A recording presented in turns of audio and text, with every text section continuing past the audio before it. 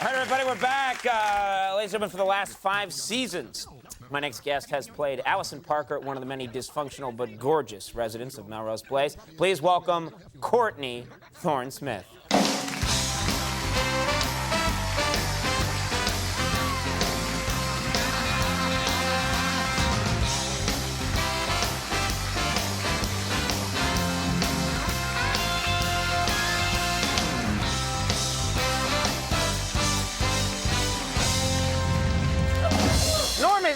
Norm, you're sick, and you're all over her like a bear rug. Just leave her alone. No, you know, because before, during the commercial, I was saying I had a huge crush on her. Yeah. And then you said you did, too. I said I did. When you were on Day by Day, I developed this big crush on you, and this whole talk show is a scheme to get you here. I liked her when she was on the Tomorrow Show with Tom Snyder. Not the Tomorrow Show, but the Later Show. He says to me in the break. You have no idea who I am. Yeah, no, I know from that show. That's all. He says to me, "Oh, I really like her. I saw her. I really think she's great. I really have a crush on her." And I said, "Where? You saw her at Melrose Place?" He said, "No, I was watching Tom Snyder, and she was on, and she was a great guest." And I said, "Wait a minute, that's the show that's opposite our show. Why weren't you watching our show, pal?" Because I wasn't on it that night. All right, no, stay. We have exciting stuff to talk about. You've been on this show, Melrose Place, for 5 years. For 5 years. And now you're leaving. Why are you leaving? It's time. You know? I mean, how many times can you like be Oprah. fired, rehired, drunk, sober? I understand. know. I Thank understand. you. Yes, I see. You mean you got tired of, like, because they had your character pretty much go insane, you know, go through all these really weird... Allison has been through so much. I was sexually harassed, carjacked, had an affair with a married man who then tried to rape me and then shot himself while on the phone with me. I was drunk, sober. While getting sober, though, I got to have an affair. Did he do all that stuff while on the phone with you, or just shot himself? Wait, I'm curious. No, I was on the phone in the office, which makes it really awkward. All right, okay. And he was in Seattle, and he shot himself. Oh, my God. While he was on the phone. I know. Yeah, and so you finally said there's no more that this character can do, right? I can't do any more. I've been married and divorced and widowed, and it's too much. What's going to happen in the season finale? Can you give us a tip for all those fans out there? What's going to happen? I can't tell you. Okay. You'd be mad at Good me night, if I everybody. did. We had a good time. No, I mean, but give us some sense of, like, is it one of those? Because every year they try and have a season finale where everybody gets into a Zeppelin and blows up, you know? Something. Well, now you've given it away. It's a Zeppelin. It's a Zeppelin. All right. Are you talking about Melrose Place? No, because You're the biggest ass I ever met. I love you for it. No, because I swear to God, and when I lived in L.A., I lived on the actual street called Melrose Place. There's an actual street. There's a Melrose. Is there really a Melrose There's really Place? a Melrose There is a Melrose Place. Okay, You all know right. this, right? Yes, it's true. So they opened a restaurant called Melrose Place on it, and then it's right beside my house. And every time I go out, there's all these like tourists, and these tourists, like they're always fat and they're taking pictures, standing in front of this restaurant. Yeah.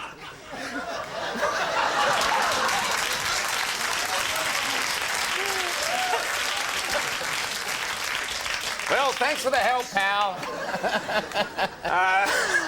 He'll get over it. You'll see. Now, I got to ask you about this because we brought... Shut up. That makes it all right. Well, I want to talk to you about something, because this came up earlier in the show accidentally, because I didn't know what Norm was going to talk about tonight, and it's best sometimes if I don't know. But he mentioned Carrot Top. You are making a movie with Carrot Top, right? I made a movie with Carrot Top. Okay. You've made a movie with Carrot Top. It's not out yet. No, it's Can you not put out the yet. picture up of Carrot Top again, just so we can all see him? Oh, there it is again. Yeah. All right. Okay. Wait a minute, she left Melrose Place to do a movie with Carrot Top? That's where I'm going, my friend.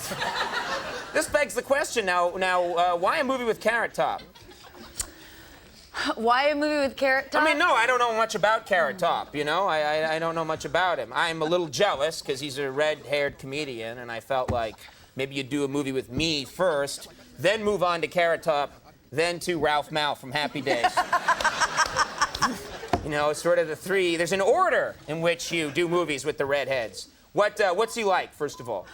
He's extraordinarily sweet. Nice guy. He really is, and he worked very hard, and he was adorable. And he works with a lot of props and stuff, too, right? Not in the movie. Oh, in the movie they took his props away? They took his props away. That's a bad time to suddenly take away everything you know about comedy.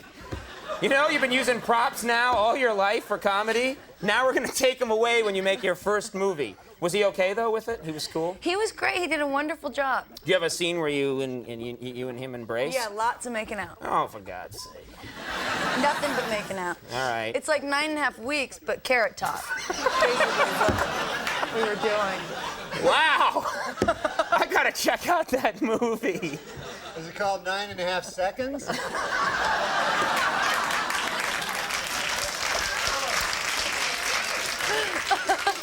Like he's premature ejaculated. We got it. You know what happened? This is what happened. You know what happened? He said 9.5 seconds, and I'm looking at him because I know there's more. And I wait, and I see the glimmer in the eye, and then bang! I thought you were going to, but no. But what's the movie going to be called? Well, Really? I know what it's going to be called. Yeah, what's that? If it's got Carrot Top in it, you know what a good name for it would be? What's that, Norm? Box Office Poison. She's in it. What about my career? Courtney Thorne Smith, the girl sitting to your left, is in the movie. I'm going to go see it for Courtney. After you scare everybody else away? No, I love this girl. I would see any movie with this girl in it. She's a beautiful lady and a talented, nice talk show guest. Okay. As evidenced by her appearance on our rival show. All right, well, there's this 2-hour season finale of Melrose Place. There's this movie coming out. Yes. Title undetermined at this point. Chairman of the board. Oh, all right. Do something with that, you freak. I bet the board is spelled B-O-R-E-D.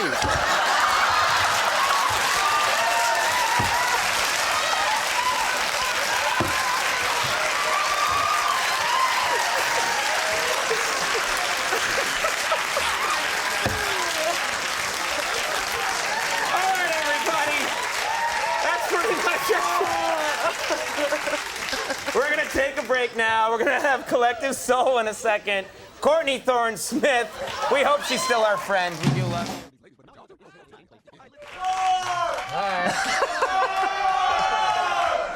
Brown. That happens wherever you go, right? Yeah, everybody yells. Actually, like when I started doing comedy, I would go on stage and I was doing it for a couple of years, and then I'd go on stage sometimes and people would go, Norm, Norm! And I thought I was catching on, but it was from Cheers, right? So They were just excited about the show Cheers? Yeah. So like a moron, I go, hey, doing pretty good. That's a here. sad thing to happen to you. All right, well, happier things. You're, what are you? You're on your 4th show of the season, Saturday Night Night Live, yeah. You guys are doing and you got Quentin Tarantino this week. Yeah, that's Smashing really Pumpkins, cool. that's a cool show. That's really cool. You gotta be excited about that. Yeah, Quentin Tarantino is like so cool, you know. And, Yeah. and plus, in the back of your head, you think maybe they'll put you in one of his movies. Although it's never Really? gonna happen, but No. maybe. But he's a great writer too, you know, and really cool. And you know, Pulp Fiction was like my favorite movie. I've seen it like 100 times. Uh-huh. And it was on, I thought it was on pay-per-view. It's on pay-per-view this Yeah, month. that's right. They show it there, yeah. So the other night, like I ordered it, you know, I called in and ordered it, and then I got the wrong one, and it was that porno one. It was Pump Friction. You know that one? Oh, man. Have you seen that one? No, I mean, no. I don't know what you're talking about. It was all right. I plead, it was you know? okay? Yeah, they're different movies. I mean, you know. They're not, Really? like Pulp Fiction is kind of a, you know, a gritty urban fable with strong characters and acting, and you know, Pump Friction is more, it's, you know, graphic sex with guy. Yeah. I could see how they're different. Yeah. It's like apples and oranges. You can't compare them, you know. They're both So good. why would you want to? Yeah. But I called the cable company and about an hour later and complained. They're gonna get that straightened out. Yeah, aren't they got that they? Good. That's good. Sex is everywhere, though. You can't, you know. Yeah. You can't I love hide from porn. it. Do you guys watch a lot of pornos? There you go. How can you not enjoy That's what our this? demographic studies show. To find out who's watching. Our fans love porno. That's what we know about this show. I always thought they should have, like, you know how they have that Dick Clark, Ed McMahon, like, blooper shows? The blooper show, yeah. They should have those for pornos, you know, because, you know, I'm sure they make mistakes on the set and everything, you know, it'd be funny to see, you know, like the girl going, you know, Harry, you have a huge clock. Ooh. You know, like just messing up their lines. Am I right? And then you cut back to Ed McMahon and... Yeah. Cut back to Ed and Dick. I don't know. That's You don't know what name. you're doing. You're just riffing here. You don't know. Yeah. You got... But, I like, actually, you know, graphic sex better than... You know what bugs me is, like... I like pornos and stuff, but I don't like. What I don't like is like when they try to be like they have sexual like innuendo and so they pretend like it's not about sex. But all my life, you remember that show? I remember as a kid, Dating Game. Remember that show? Yeah. And it was a game show, but you know it was all about everything was sex. You know it was all dirty and. You know that show, right? Everything had a double meaning. Everything on that had a show. double meaning, you know? And so the girls would ask, and then they get these guys that were like, good Lord, you know, I don't know where they'd find these guys. You get a beautiful girl, and then these three, you know, serial killer type guys behind the neck, you know? And, you know, the girl would have to ask these questions that were all at double meanings, you know, like the girl would go, you know, if I were a popsicle, what would you do to me? You know, something like that. Right. Yeah,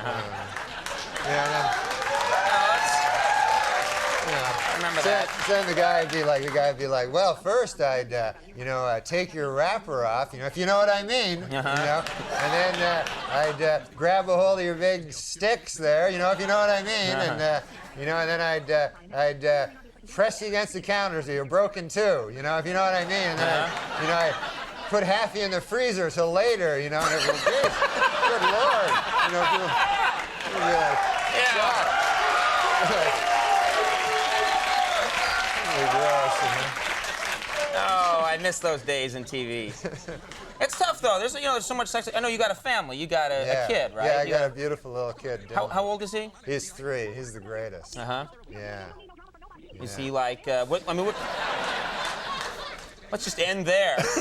He's just a great kid. Yeah, he's like 3 now. He's reaching the age where he's kind of they reached that kind of cruel age, you know, where it's like you know, Lord of the Flies or something, where you got to watch him. And we got a dog, you know, a little dog. Yeah, I know dogs. Yeah. We call him Doogie. When I was a kid, my parents named my dog Snoopy. Oh, really? Yeah, so I was completely embarrassed all the time. It's like the hackiest name you can call your dog, you know. And people go, hey, what's your dog's name? Well, it's nothing, you know. We just say something. But so the point of the story is this. Yes.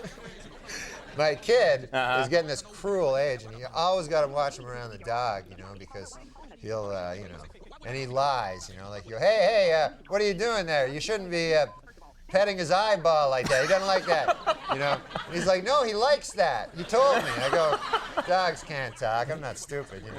Yeah.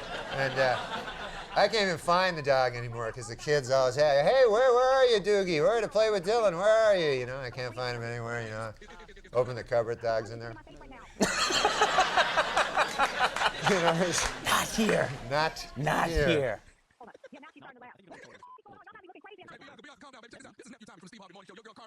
Man.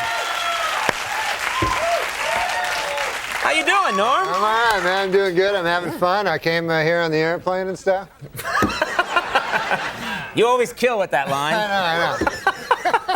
You you got the sitcom. It's all. Yeah. You're living high on the hog. It's all going good for you. Everything's fine. Yeah. No, not everything, but everything. You know, a lot of things, right? I don't know. Yeah. You seem all shifty and nervous about something. You're hiding something, aren't you? No. See, people don't know you the way I know you. Right. This guy likes to have a good time. I like to, you know, I drinks a bit. That wasn't what I was talking about. Oh, what were you talking about? I I was just saying you have a good time. It's a real innocent thing to say, and then you get right into the drinking. Yeah, occasionally I like to drink a beer. You know, I like regular drinks. I don't like. Opposed to ether? Yeah. What are you talking about? What I was talking about is, you know those shooters? You know what I mean? Yeah. Like they're shooters and they're like, they have dirty names, like sex names. Do you know what I'm talking about? Yeah, they're all called like, the red-headed whore or something. Exactly. It's the one I like. It's actually named after me. But I guess the idea is in your head you want to order them because you're drunk. You go, hey, they go, hey, you think maybe you'll get her? They go, you want a red-headed whore? Yeah, like right? You figure Rula Lenska's going to come in. You're going to have, right? You're going to have some dirty sex. But no, what I was going to say was this. But you like, you said you sometimes you have a little too much to drink, maybe? Well, one time I drank a super amount, and I don't even... A super amount, right? It was when I was a young guy. I'd only drunk like 8 or 9 times in my whole life. I never had gotten really drunk, but I had drinks. And I went out with my buddies and I was drinking, and they were having those crazy drinks. All of a sudden, I was really drunk. And then a guy gave me some pills. Like, he said, hey, you want some pills? And I said, yeah, all right. So I ate the pills. And you're not supposed to eat pills while you drink. I think even if you're not drinking, it's not a good idea when someone goes, you want a bunch of pills? Yeah. I know. But combining the two. This guy was a decent guy. He was a bouncer. No. But so I said, yeah, so these pills, they just make you like 100 times drunker. So then I'm really drunk. And then like time passed, but I don't remember. And then my friends are like, hey, let's go. I'm like, why don't you guys go? Where are you going to, why go? Right? Like we're in a bar drinking, right? And like it doesn't seem right. You don't want to go home, and watch I Love Lucy or something. So you're like, hey, I just stay here. I'll make new friends, right? So I was like real drunk, and everybody was like cool. It was like a Western. It had a jukebox, one of those. Guy gives you a whole bottle there, and you go, and then. That's what you do when you're drinking. You're a pirate, all of a sudden. And then it was the funnest, man. There was a big fat bearded guy there, and I was hanging with him, real drunk. All of a sudden, right? I'm like, oh man, I can't remember anything. I remember like I sort of falling into a pool table or something like that. Right. And then I wake up, right? And it's like I'm in a bed. I look beside. There's the fat bearded guy beside me. No, really? Yeah. So I go, oh Lord God, I had sex with the fat bearded guy. And at the time, like I never had sex before in my life. Yeah. And I always thought it's probably going to be with a lady. You know what I mean?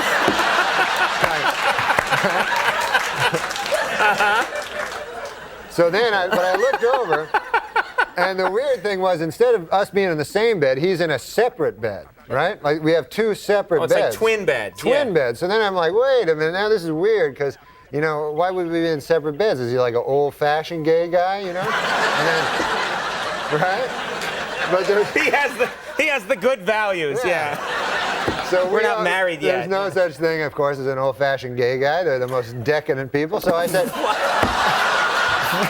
With sex, they enjoy sex like crazy, We mustn't generalize. No, we mustn't generalize. No, but go ahead. Seriously, if there was a bathhouse for straight guys, we wouldn't be able to have sex 9, 10 times a night anyway. So anyways, I'm with, they love sex, it's a good thing. But I'm beside the fat bearded guy. I go, holy Lord. Anyways, it turns out, not a gay man at all. Turns out this guy, when I blacked out, had checked me into a rehab. No. Yeah. And she's in there with you? Yeah, so I got robes and a slipper, and they wouldn't give me my clothes back, and I had to stay in there for 3 days, and they're like, you're an alcoholic. I go, no, I'm not. And then apparently that's what alcoholics say too,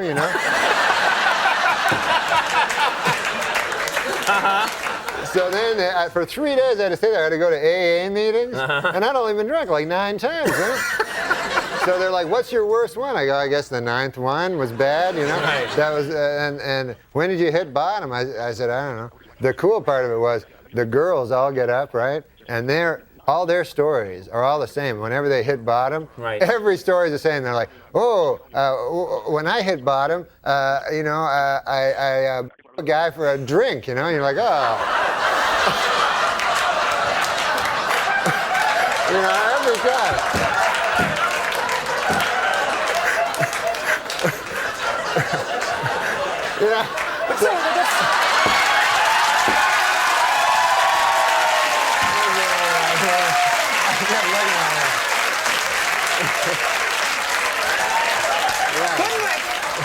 Couldn't we just take them out of the studio for the Norm part and then bring them back?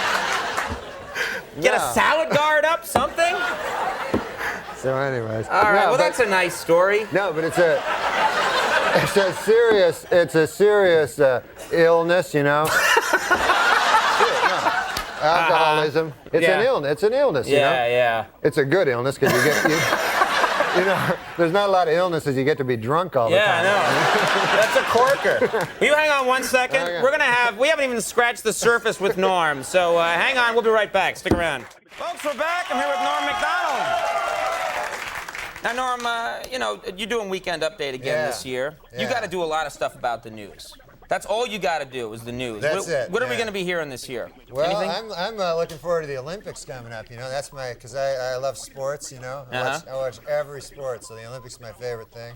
And I don't watch them. Sometimes in the Olympics they have like lame sports, where they're not real sports. A lot of times what they'll do is they'll try to combine two sports together. Make up a new sport. Right. They're fine sports together, but when they mix them up, they make a god-awful mess, And like I saw this one, I remember, it was a guy, he run a 100-yard dash, and then fish. The guys... Fish, yeah. Yeah, he's fishing in a creek. So that's not a good one. You don't like that. No, and all the sports, and they got the great sports, and then the bizarre. You ever see that one where they walk fast? It's the fast walking. It's just a guy walking fast. It's not like a sport. And this guy doesn't get a lot of respect around the Olympic Village, from the sprinters and stuff, going, hey Fred, good stroll today there, man. That was the briskest stroll. You smashed the 20-minute mile, I heard. They said it could never be done. But what's weird is that guy gets a gold medal, and meanwhile, the decathlon champ, he gets a gold medal. That's not fair. They shouldn't get the same thing. You get the gold medal, you're the world's greatest athlete, you do 10, and then the other guy walks fast. It's crazy. They should have another medal. Yeah, they should have. Right. He should get they should give that guy a stick or something. You get a stick, A nice stick, but a stick. Yeah, a nice stick. That's for you, buddy. And then you can do all your great endorsement deals there afterwards. All right. Well, okay. We know about SNL. You got any other deals going? You must have something else cooking, another iron in the fire. I finished a book. I just finished a book that's going to be pretty funny, and it's really funny. It's got great pictures in it. And, really? Yeah, it's hilarious. That's I got cool. it here. It's here it is. It's Howard Stern's Miss America. It's the best. Good book. There it is. So you can go buy that. Congratulations on that. That's terrific. That's a great book. Good for you. Yep. All right, can you hang on 1 sec, Norm? Because this is the part of the show. Okay, I wanted to just quickly, can I plug a gig? Yeah, sure. Okay, Rascals next week in New Jersey. Okay. And Governors in Long Island. Jackie the Joke Man Martin will be there. Oh, that'll be a good So that's show. good. Check So that go out. watch that. Hey, everybody, we're back. Here with Norm MacDonald, and you were talking about going to the cat hospital or the pet hospital in the last segment. I understand you actually had to visit yourself. Yeah, the hospital. I went. What happened was on the show, on the Saturday Night Live show. Yeah, that show. Yeah, I know that show. I was on that, and Dennis Rodman was a guest. Dennis Rodman, right? And so we thought it'd be funny if he headbutted me, So he headbutted me, but he did it really hard, Do we have a? I think actually someone supplied the clip. This is you're not kidding around. This is a real clip of what happened. Let's show that, Liz. You're gonna have to learn that there is such a thing as rules, Dennis Rodman. Do you understand that? Sure, man. I understand. Yeah? Good. Wait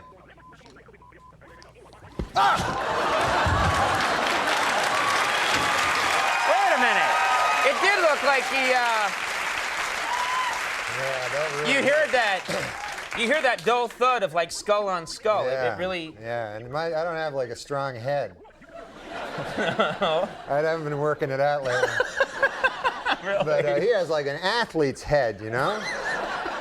But no, beforehand he said, like, I said, hey, don't hit me with your head, or no, you know, don't really hit me. And he goes, no, Al. He goes, he had this thing where he was gonna put his thumbs, and as soon as he touched my thumbs, I go back, and then he got all excited and headbutted me. So, like, So did you feel him like pull the thumbs back, and then real head was coming in at you? And so I like blacked out for like a minute, and then the next day I had this huge headache, so I thought I was gonna die, you know?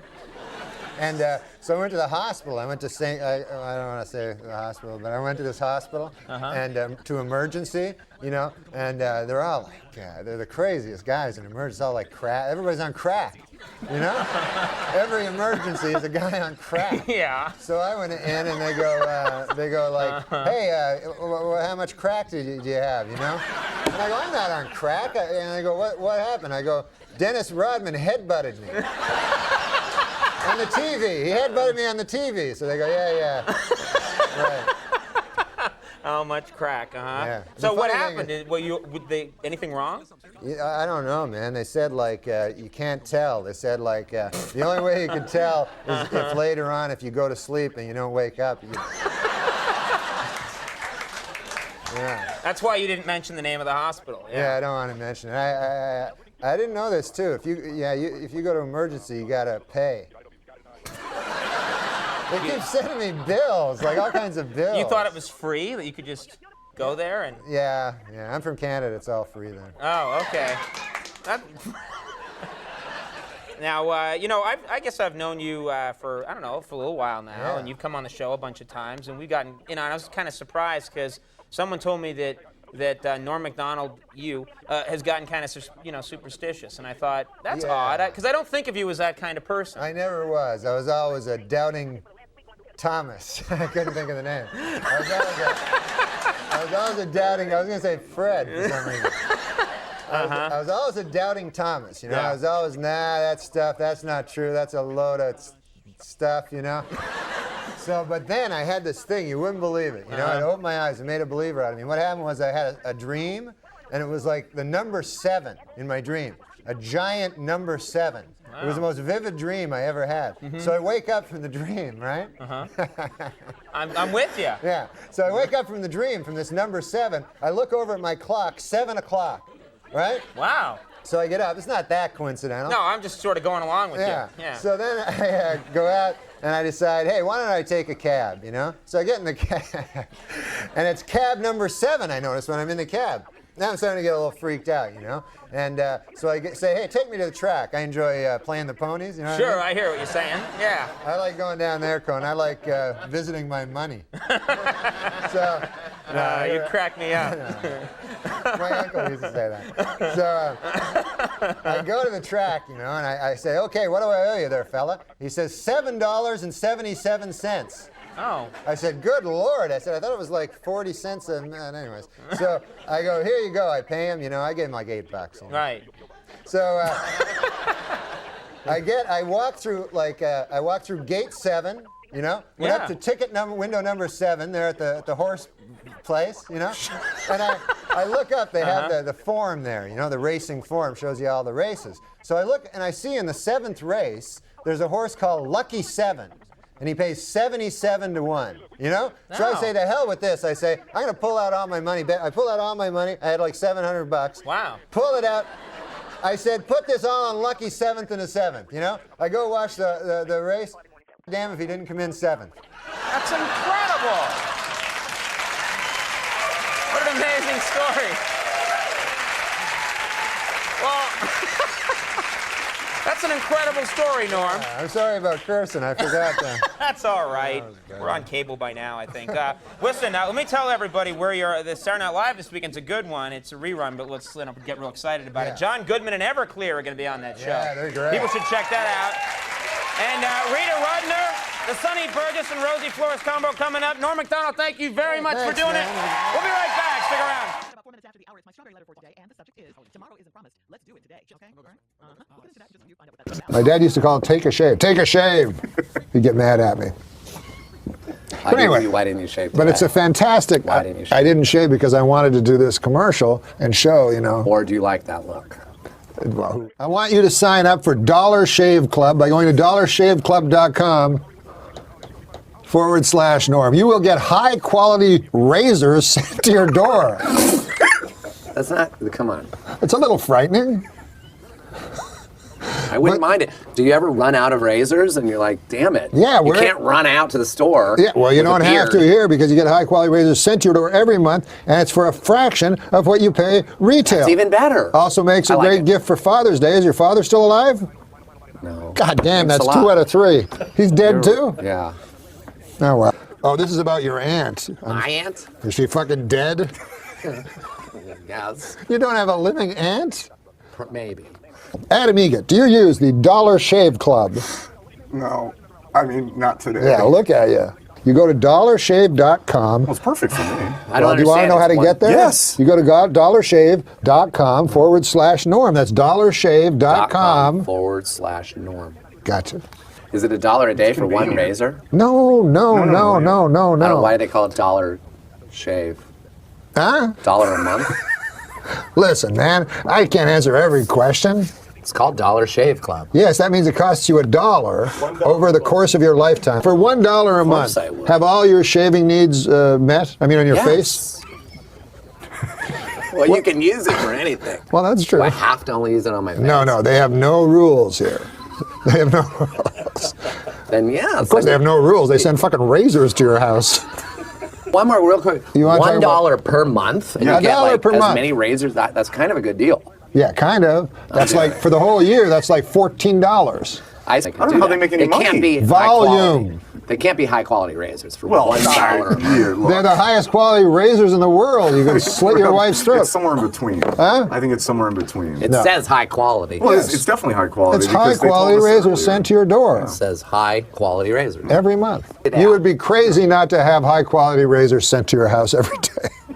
ZZ Top saying that every girl's crazy about a sharp-dressed man, but you know what they're not crazy about? Gross long beards.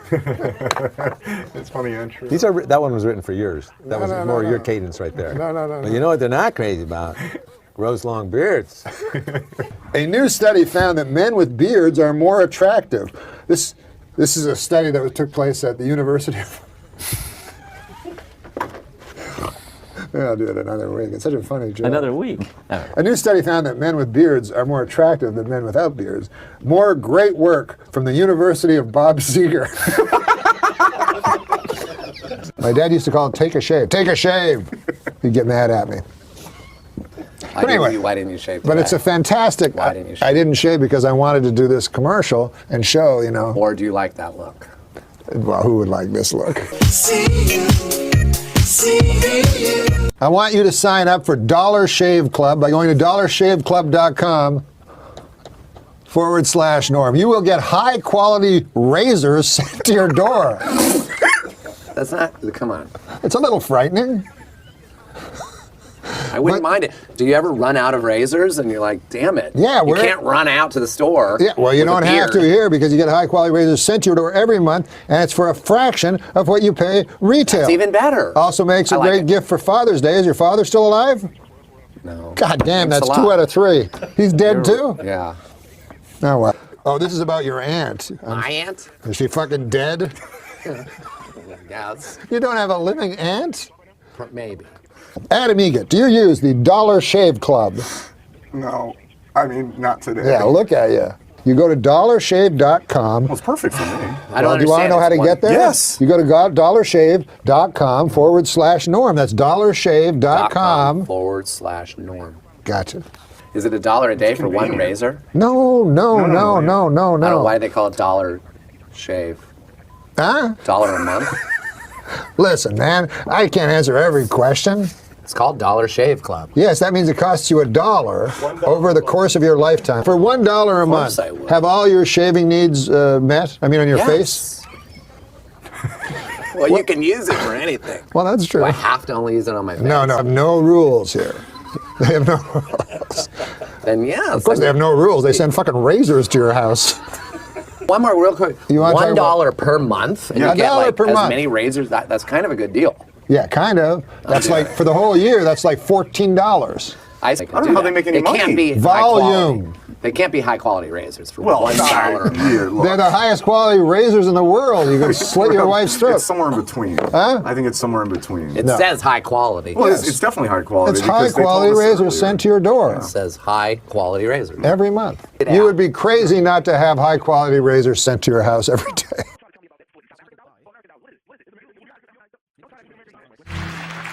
Thanks, good to be here. I feel a little gross today. You know, I had some of them fish sticks. You ever have them? And they don't tell you on a package how many you're supposed to eat. So I had 40. So I'm feeling kind of gross or something, you know. I had a good holiday though. A lot of Christmas presents, you know, a lot of good stuff there, you know. A lot of bad gifts too. One guy gave me a lottery ticket. You ever get that as a gift? Man, that stinks. Huh? What the hell? Guy thinking giving you that? You know? Go, here you go. Nothing. Merry Christmas. Nothing. You know, unless it wins, then it's something. But let's face it, you know, a guy give you a lottery ticket, you know, you don't want it to win. That's the last thing he wants there, you know. It's a nightmare that'd be, you know. Imagine that, you know, you get a call a week after Christmas there. Hey, Bill, what's happening? Yeah, I remember that ticket I gave you. 14 million bucks, huh? Good for you, Bill. Listen, what did you get me again? I can't remember. I know I got you to 14 million bucks, but I can't remember now. Oh, yeah, it was a cup. Yes, I am enjoying it. Sure, I had a coffee out of it there and some tea, you know, and I'm hoping maybe soup or, the world's greatest fisherman, it said on it, didn't it? Some big smiling fish on it. Listen, Bill, I guess no chance that cup skyrocketing in value in the next couple of days, huh? All right, I gotta go now, Bill. I gotta go rip my throat out with a screwdriver. But I had a good holiday there, man. I had a lot of fun, you know, and I watched a lot of TV, you know. I enjoy watching that. I watched Beavis and the Butthead. Do you like that show? That was a good show. I like Beavis, but I especially like the Butthead. And Star Search, you ever watch that show? That's my favorite show, you know. Especially the junior dance category. That's my favorite, you know. And Ed McMahon always introduces them there, you know. Hot property! You know, they come out and they're dancing. Too cute for you! You know, and they come out.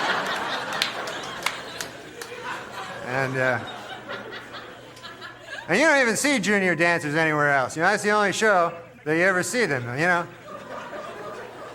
You know, it's never like you go, hey, honey, what do you want to do tonight? Maybe catch a movie, get a beer or something down at the bar, or, hey, I know, what about that new club down there where they got the 6-year-olds dancing? Maybe we could go down there. I understand Hot Property's going to be there tonight, you know. I've never seen them live. I've only seen them on TV. But I love Stars. They always name their groups like that in Star Search, too. Hey, Hot Property and The Next Big Thing and stuff like that, you know. As if that helps, you know. It's always like, and now, this next band has been kicking around the Boca Raton area for the last 16 years. Now, America, say hello to Overnight Success!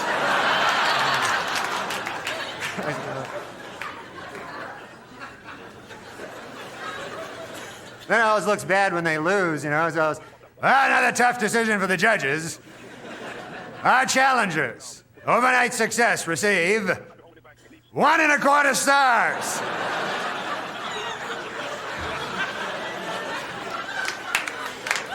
And where did they get the judges on that show? Do you ever see the judges on Star Search? You know, they always kind of got those lame credentials there, you know, kind of suspicious, you know. So I was like, and now it's time to meet our judges. The president of Tri-Media Artists.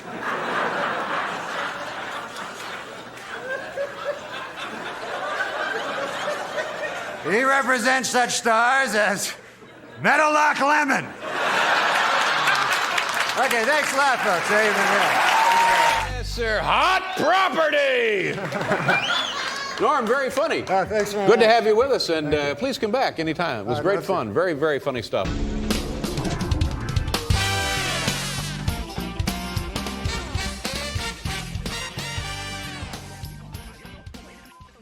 Thanks so much for coming. Norm, people don't know this.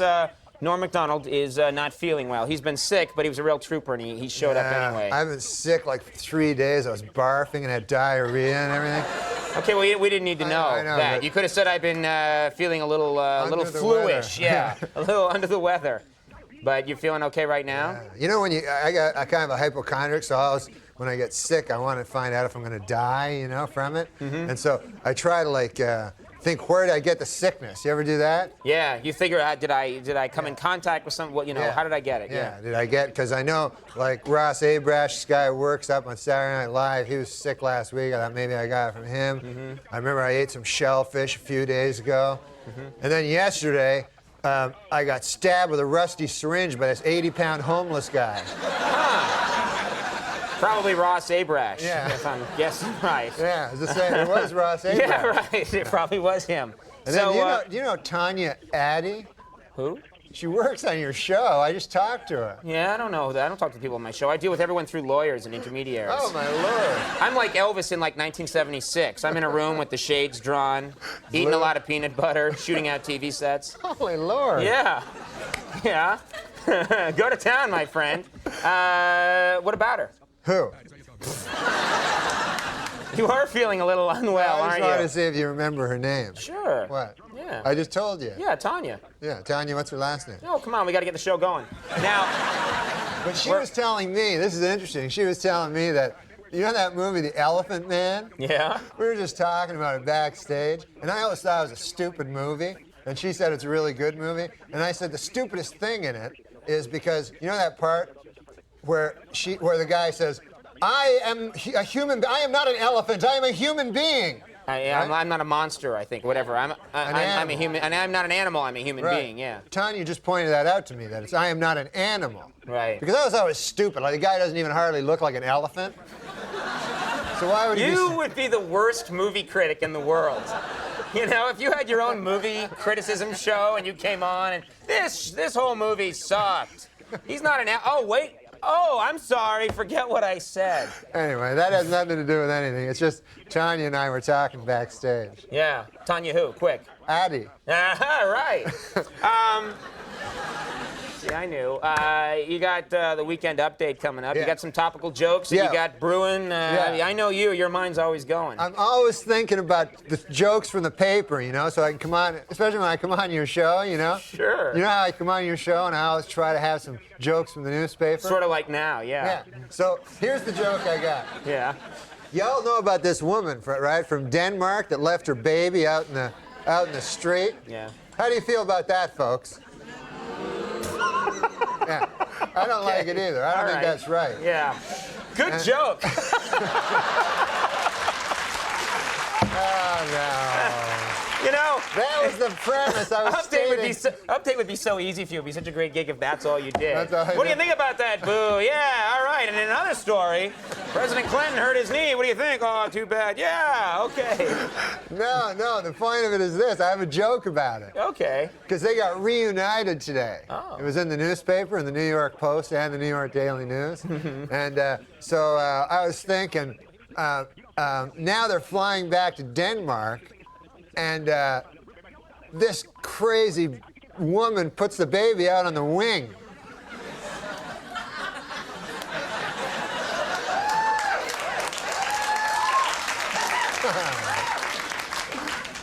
You want to try another one, or you want to? It's your choice. I think the fever's breaking. There was another one in the paper today. You realize that this now doubles the pressure on this one. Right. So No, everyone, this creates a real tense TV moment. I swear to God, this one will really do well. This one concerns a fella that won the lottery. And he was a garbage man. He won the lottery. He won the New York State lottery. And he won like $8 million. And he said he's not going to quit his job. And you've always heard that, right? Right. I'm going to keep my job. I'm going to keep my job. And there's only one occupation where the person does not keep his job when he wins the lottery. Wins the lottery. You know what that occupation is? No. Crack whore. That was amazing. You pulled it out. I was worried about you for a minute. I thought you were in deep trouble. I thought you might get backed into a corner, have a lot more pressure on you, and then not have anything. I know. But the pitch came in low and towards the middle, and you put it out of the park. No, I didn't. What are you talking about? When people hear crack whore, they just start laughing. They like that. That's just the reaction people have. It's cartoon birds fly in and sing a song. Crack whore. What are you doing now? I just saw on the TV my hair. Okay. All right. What we're going to do is we're going to take a little commercial break. Okay, great. And I'm going to get security in here.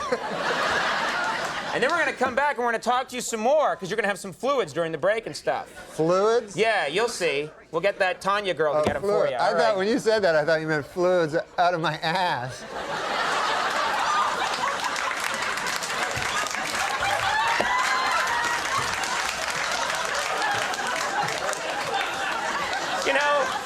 You know, a couple of times in the 4 years I've been doing this show, someone has stopped me just before I went to commercial to try one more joke. That was the most worthwhile of all this time. We'll take a break, everybody. We'll be right back. Everybody, we're with a rehydrated Norm MacDonald. How you doing? Good, man. You know, I'm over here, yeah. You did the White House Correspondents' Dinner. Oh, yeah, I didn't catch the whole thing. I caught, I think, the second half of your act. This is a big tradition in Washington. The president speaks, and then they get a comedian to speak. Yeah. And you did a great job. You were really funny. They have the president comes up and talks, and he has a lot of fun. He does jokes, you know. I didn't know that. I thought he'd just talk about the country and stuff like that. But he does jokes. Yeah. And then he kills, you know. He does great. Because he's the president, you know? And then you have to go on after him, after the president. See, I did it one year, and I was the last guy, I think, who got to do it. I went first, and then the president spoke about issues and stuff, and it's much better that way. Yeah. But you had to follow him. You had to follow the president, you know, and that's not good, you know?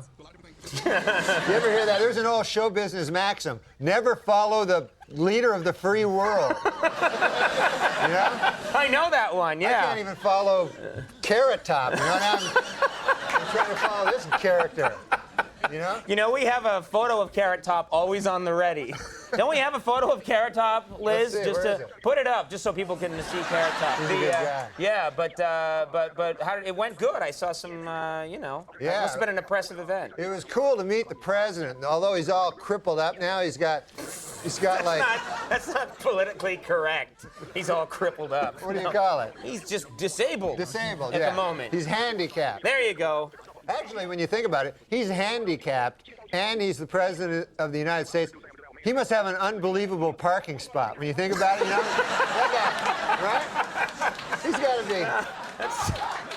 It's a short walk. Yeah, it's very close to the building. Uh-huh. But, you know, when you have to... they made me screen my jokes with the Secret Service. You know those guys? Yeah. And so I had to give my jokes to Secret Service, and they were reading them, and they don't laugh, those guys, you know? They're not big laughers. They didn't. They're not risible. A guy told me that word. You know what that means? I don't know who you are tonight. Let alone what that word is. No, that word means, that's something for you to learn there. That word means easy to make laugh. Risible. Risible. Risible. Easy to make laugh. Good, yeah. Okay, we wish we had some risible people in here tonight. Oh, yeah? So. Let's pack the audience with some risible people. No, I don't blame them. No, not at all. Why should you blame them? So no, they're good. They're good people. They should have just gone crazy at crack whore. But I'll tell you this about the Secret Service. They have to learn a lot and come back. I'll tell you this about the Secret Service. Yes. I admire them because they have a tough job. Their job is to get shot. That's their job, getting shot in the belly. Well, no, I think their job is, maybe that's a byproduct of their job. No, that's their job. Oh, really? Yeah, their job's not just to hang around, listening in their ear things. Nobody cares about that. The president, if anybody wants to shoot him, he says to the guys, he goes, listen, instead of them shooting me, do you mind if they shoot you in the belly? Do you think he talks to him like that? They have a little huddle before he goes somewhere? Yeah. And man, I'm telling you, man, but it's scary because when I did my talk, they told me about the podium is like bulletproof and everything. The president has before he goes into a room, they bring a bunch of dogs in to sniff out guns, you know? And it's like like if I was the president, holy God, I'd be scared the whole time. Really? You know? Well, no, he's well protected. No, but still, everybody wants to kill you. I mean, not everybody. Most people like you. You're the president. Right. But a lot of guys want to kill you. I don't think that's necessarily true. Oh, believe me, I was there. And did you meet anybody, any heroes of yours? You meet any big celebrities? Yeah, I met Larry Flint.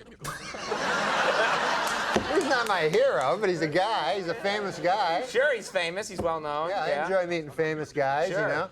And he came out, he's in a wheelchair, and he talks like this. He goes, "Ah!" But he was, it's not his fault. It's not his fault. No. He was shot. So he said, because I was in the movie The People Against Larry Flint. Versus Larry. You were in the movie. The People versus. It was a famous movie, and you're in it. I was in it. I was one of the people that was versusing it. Okay.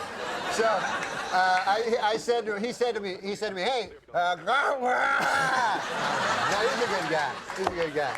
No, but this is what he said to me, Conan. He goes, when you're in Los Angeles, you know, I told him I was coming to Los Angeles. He goes, when you're in Los Angeles, he goes, look me up. He goes, I'll take care of you.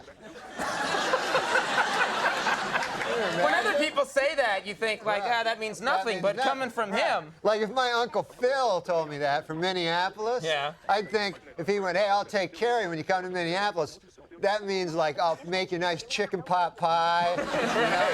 But Larry Flint, that means, you know, I'll get you a couple of hot, dirty broads, you know? And then while you're having sex with them, I'll come into my wheelchair. You know? Who knows what it means? Okay. Well, Saturday Night Live, season finale. I should tell them about this. Yeah, this is going to be a good one. Yeah. Jeff Goldblum, who you know as the... My God almighty. Someone shot a gun. No one shot a gun. It was the guitar feeding back. Was the guitar? Oh. Yeah. You're obsessed. I don't know. It was the guitar feeding back. So Jeff Goldblum, the Fly, he's going to be there? Yeah. He's been in other stuff. No, also the dinosaur. Let's keep going. Come on, hurry up. And then Vogue. We gotta go. I'm gonna throw up. Norm MacDonald, everybody. Other people are coming up. Well, I think you might suggest your significant other. Okay, so you wouldn't be up for the happy ending part? Hell no, I ain't interested in that. Thanks. Well, hey.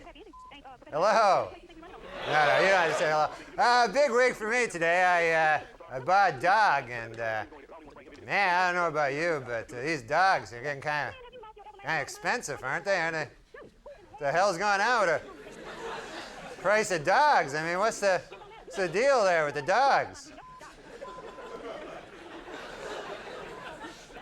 So I go to this dog store, you know, and a typical salesman there, you know, he's one of them big, high-pressure dog salesman types, you know. So the guy tries to sell me his dog, $500, you know, big $500 dog, and I'm looking to pay, you know, maybe a buck or $2 maybe. I'm thinking $2. That was my ceiling, you know, $2. I figured I'm not going higher than $2. What am I, made of money? So the guy goes, no, he says, buy this dog here. He says, this is a pit bull. It would protect your valuables, this dog, you know. And I don't have anything valuable. I don't own anything. What do I look like? I own stuff? You know? I bite a pit bull, that would be the most valuable thing I own. That would be the thing. Then I have to buy something to protect it, you know? Then I'd be shopping for Wolverines the next day, you know? I'd be going, what do you got in a timber wolf? Show me something in a timber wolf. What do you got? You got anything in a timber wolf there? What do you got? Timber wolves? But you got it, you know, they're an expensive dog, you know, that's my point.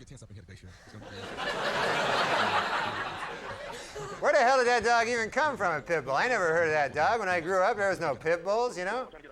That's not even a... How does that dog just show up like that one day, you know?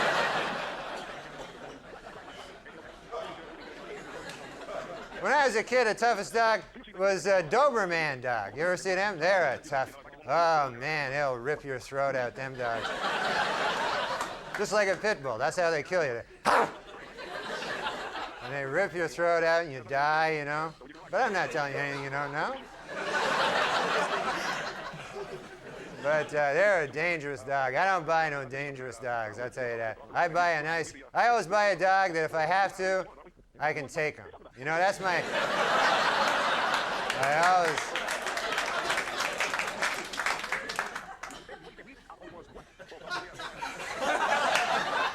I got a wiener dog. I got one of them. You ever have them? That's a nice dog, a wiener dog. They can't rip your throat out unless you're lying down, you know, that'd be the only way. You'd have to be lying down, sleeping. And then late at night, the wiener dog would sneak up and start nibbling at your throat there. Like that. And then you wake up, oh, get away from me, you wiener dog! What the hell, you think you are, a pit bull or something? You're not a pit bull.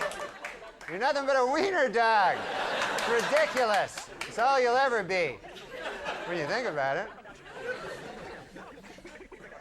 Oh, man, but I love my wiener dog, you know?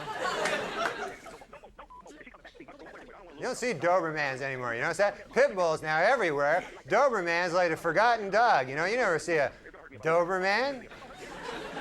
Once in a while, you see him, like you'd be on a park bench with a frisbee. You know, I used to be somebody. I'm a Doberman.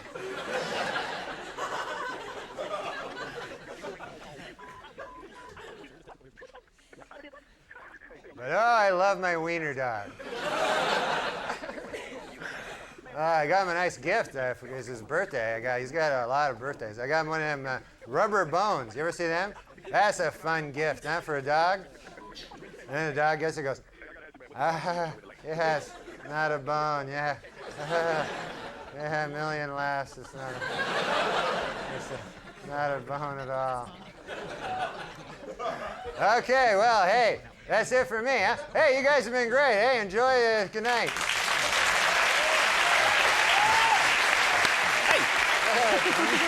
Norm MacDonald, everyone. We'll be right back with the Bug Lady, Betty.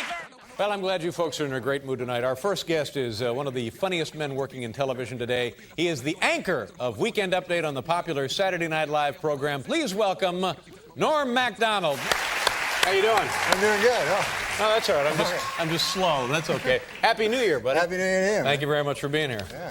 You don't mind if I ask you a question? What's that? I hear this story, and there's like this press release that you get your ass fired. Is that true? No, you didn't get fired. Yeah, they fired me. No, they didn't fire you. No, I'm serious. I talked to a guy that said I'm fired.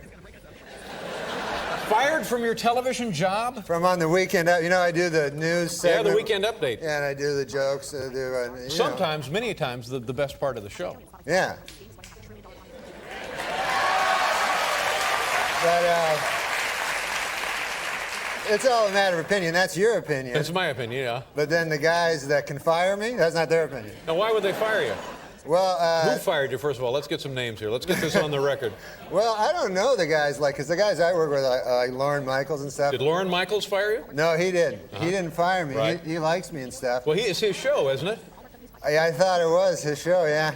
But Well, then how can a guy come in from the outside and fire you? Somebody from ABC fired you? No. They're NBC. What happens is you work on the show, and then there's these guys that hang out like in the halls. Yeah, we got them here. We got them here. And they're called executives. They're NBC executives, right? And then I'd see them. I didn't know who the hell they were, what they did, you know.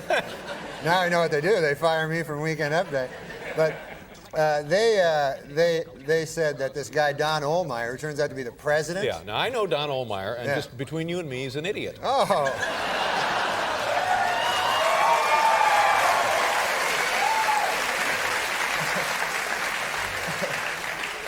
So I wouldn't take it seriously. If this guy fired you, you may still have a job. You never know. I'd wait for some paperwork. No, I phoned him, you know. Oh, you had to phone in to pick up your messages from the. Oh man. Yeah. So I said, hey, you don't know what to say. You're like, hey, how's it going there? You know, you're trying to talk about something else. Yeah. Did you have a turkey there for the thing or whatever? I don't know. And then so he goes, oh yeah, I'm firing you there from the show. And then I said. Oh, that's not good. You know? And then I said, why is that now? And he goes, oh, you're not funny. Yeah. And then I said, oh, Lord, that's even worse news, you know? He goes, no, I don't got nothing to fall back on. No. He's a good man. Well, he just fired you. What do you mean he's a good? What is wrong with you? You quisling? Stop that. I don't know what quisling means, but.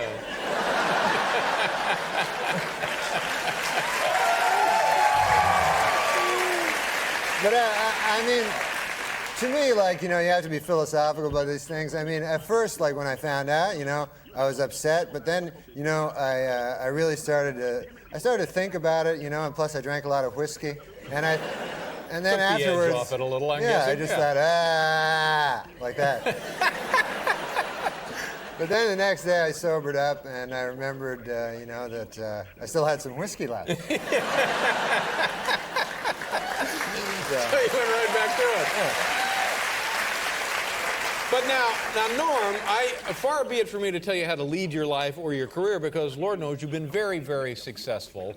But if the guy says to you, we don't want you on the Weekend Update, and that's like your signature piece. Yeah. You're kind of like the anchor man, not only of that segment, but of the entire Saturday Night Live show. If things aren't going great, they give the ball to you. You're the damn quarterback, Norm. You're the one who punches it over the goal line for pay dirt.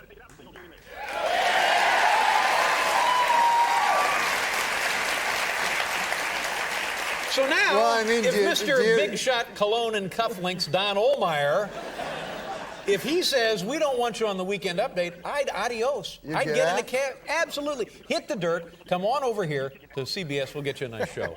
We'll put you together a nice show for you. All right. You're no quisling. I've never been called that. Well, now, will you stay on the rest of the show? Yeah, I'm going to stay. Like, I do also, other than doing an update, I do, like, sketches, but, like, I stink in those. So, that... You know, he thinks I'm funny in those. Yeah. Oh, it's just the Weekend Update he doesn't think you're funny. Yeah, he doesn't think I'm funny in Weekend Update. And God only knows. I mean, you know, it's just a matter of opinion. He also thinks that O.J. is innocent. So. Exactly. Don't let this pinhead push you around, for heaven's sakes. No, he's not a pinhead. He's a fat guy. There we go now. Come on, Norm. Let's go. Let's get a little heat on here. No. It's funny when you don't like a guy just because he's fat, you know what I mean? No, it has nothing to do with him being fat. No, it doesn't have anything to do with him being fat. You don't like it because he's a dope. No, it's just you know what I've always said is, I've said comedy is subjective. Mm-hmm. I never really said that before. I didn't think I usually say whiskey is good. Yeah, that's right. But Norm, you're very, very funny. You're like the strength of that franchise now. Well, do you know any guys over there you can give a call to or anything? Well, yeah, they're going to take a call from me. You're lucky. You're lucky they took your call so they could fire you. Are you kidding? But there. Are you getting some support from the rest of the cast members? Well, you know, the people on the cast, like, they go, you know, when you work at a place, you know, some people like you, some people hate you. But oh yeah, you don't need to tell me that. so, you know, people come up to you and go, "Oh man, I'm sorry," and then either they're sorry or they're not sorry. Yeah, that's right. So how the hell do you know? No, you don't really know. But you can tell. Well, sometimes you can tell, like, you walk into a room and then everybody will stop talking, and then so you go, "Hey, were you just talking about how you were glad I got fired from the update?" And then you go, "No, we were talking about hats." But now let me go back to this, and I don't want to embarrass you again, but if Lorne Michaels, the guy who created the show, the guy who's kept the show in business all these years, it's his show, Mr. Big Shot, Mr. Table at Orso's, Lorne Michaels, why doesn't he step in? Why doesn't he throw himself in front of this gorilla to save your job? What's going on there? With that? It sounds to me like he's a quizling. He is? Well, that's what it sounds like. Maybe we can get a dictionary at the break. But you know what I'm saying? This is the guy. Didn't Lorne Michaels hire you? Yes, he did. Well, then who ought to be able to fire you? Lorne Michaels, right? So where was he? Did he fire you? No, he didn't fire me. But he's like your buddy, right? You're buddies with Lorne. Yeah, he's a good man, and now, he's what did he always say to you? Been very supportive of me. Well, I guess not. What did he say to you? He said to me, he says, he said, "Look, Norm, this is the deal. You know? He said, I want you to stay on as Weekend Update." Oh, good. Well, there you go. Well, great. So you got the job back. That's good news. Attaboy, congratulations. Hang on. Stay right there. Think about it. We're going to get this straightened out. All right, Norm? Norm MacDonald is here from Saturday Night Live. Peter Wilson from La Femme Nikita Streb. You ever seen these Streb people? Oh, they're great. They're going to change your life. What do you got there, Norm? You looked up Quisling. Yeah, I looked up what does it say? Quisling. Yeah. And also, do you know what Quizmaster means? Yeah. That'd be like Alex Trebek. Yeah, I knew that. No, Quisling is a master of ceremonies on a game show. There you go. Now, Quisling is a traitor who serves as the puppet of the enemy occupying his country. Exactly. That's what I'm talking about. Thank you very much. Norm MacDonald, you, sir, are no Quisling. I thought I was dumb when I didn't know what Quisling was. Yeah. I think I'm even dumber now because I still don't know what it is. So now, Norm, a couple of things come to mind here. This seems so preposterous to me, so unfathomable, so unreasonable that I'm guessing, oh, it's like a stunt, like a publicity stunt, like big-time wrestling or something. Is that kind of deal? Where you and Don Ohlmeyer will have a feud and you'll wrestle on the show or something for your job, one of those deals? No, I like Don Ohlmeyer. Oh, no, how can you like... This weasel fired you! No, but he doesn't think I'm funny. And yet you like the man. Sure, I mean, you know. Here's what. A lot of people don't think I'm funny. Enjoy your complimentary beverage. Now, tomorrow night... It ain't whiskey, but it's good. Now, there's a great song. Now, tomorrow night, come back on the show, or Friday night, come back on the show and do Weekend Update. You can do Weekend Update here. You can be the Weekend Update guy on this show. That'd be great. Well, there you go.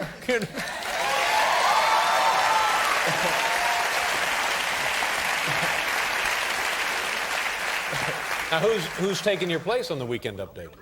I don't know. Apparently, they had some press release today, but I don't read the papers, that wasn't good either.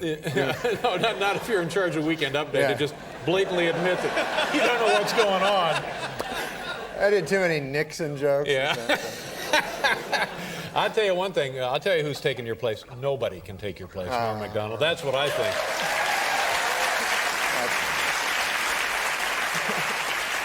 You don't seem to be taking this too hard. You seem to be taking it pretty well. Well, I mean, I don't know, because if somebody doesn't like you, then and they own the joint, you know, that's fine. I mean, I don't know. Why would you want to work in that atmosphere? Why wouldn't you want to take a hike and say, well, I'll show you. I'll take my little Weekend Update someplace else and bury you punks? I don't know. I guess I'm a damn Quisling or something.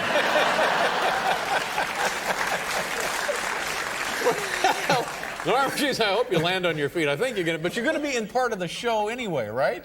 Yeah, I'll be doing, I know. things. Yeah.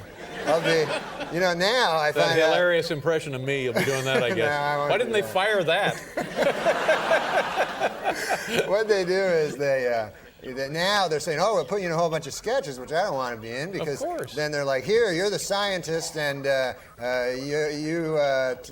the scientist in charge of Monkey Boy or some damn thing. And and then I'm like running in going, hey, cheerleaders, what's going on? I haven't seen Monkey Boy, and I don't know how to. That ain't a bad sketch, though, Norm. That's true. That ain't bad. That's got possibilities. How's everything at home? Your mom all right? Oh, yeah. Do you get to see your mom much? She came to visit me in New York, That's nice. And she's real sweet, She doesn't know much about show business, but she always tries, because she knows I'm in show business. Right, yeah. I mean, until tonight. And so she always tries to give me, like, the showbiz news. I remember, like, a couple of years ago, she phoned me up. She goes, oh, my God, have you heard the news? Liza Minnelli's a phony. And that was her, like, story. Liza Minnelli's a phony. Yeah, and I thought, how can that be like a story? Like, I'm sure she probably is a phony, but how would that be a scoop? And then, like, it took me a while to figure out. She was talking about them, remember Milli Vanilli? Yeah.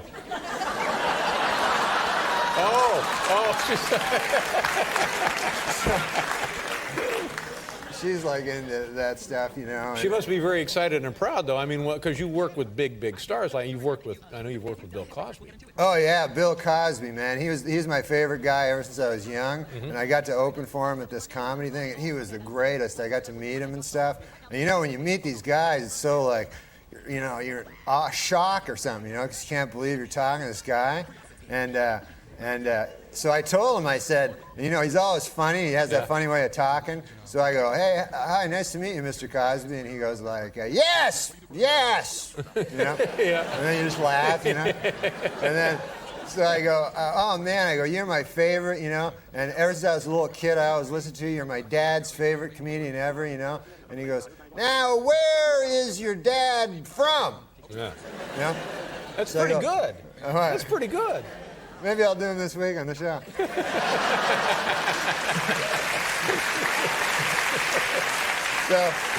So I tell Cosby, I say, oh, my dad's from Ottawa. So he turns to his buddy Ben as his manager or something, and he goes, Ben, we aren't the Ottawa, And Ben goes, yes, we are playing Ottawa soon. Ben understands everything Cosby says. And he goes, yes, Mr. Cosby, we are. We do have a gig in Ottawa and coming up. And he goes, what is your father? Give me a paper. So he gets a paper and he goes, here, now, write your father's name on the paper. Well, everything's funny in his head. If I said that, hey, write your father's name on the paper, nothing. No, it's not, no. So he goes, and the pen. The man needs the pen. So I get the pen and the paper, So I'm writing down my father's thing, and then all of a sudden I realize that my father's dead.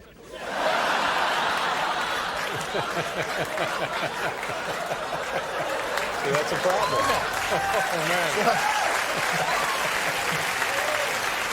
Oh, man. So I panic, I'm in this situation. My dad's been dead 8-9 years, and I got the paper and the pen, Sure, yeah. And so I know Ottawa's area code, so I write that, and then I'm just writing down like random numbers, And then I go, here you go, Mr. Cosby. This is my father still alive's number here, And he's like, hey, I got to get up, And then, so I thought, God, man, that's a stupid thing I did, And then a couple weeks later, I get a call, and it's Bill Cosby on the phone.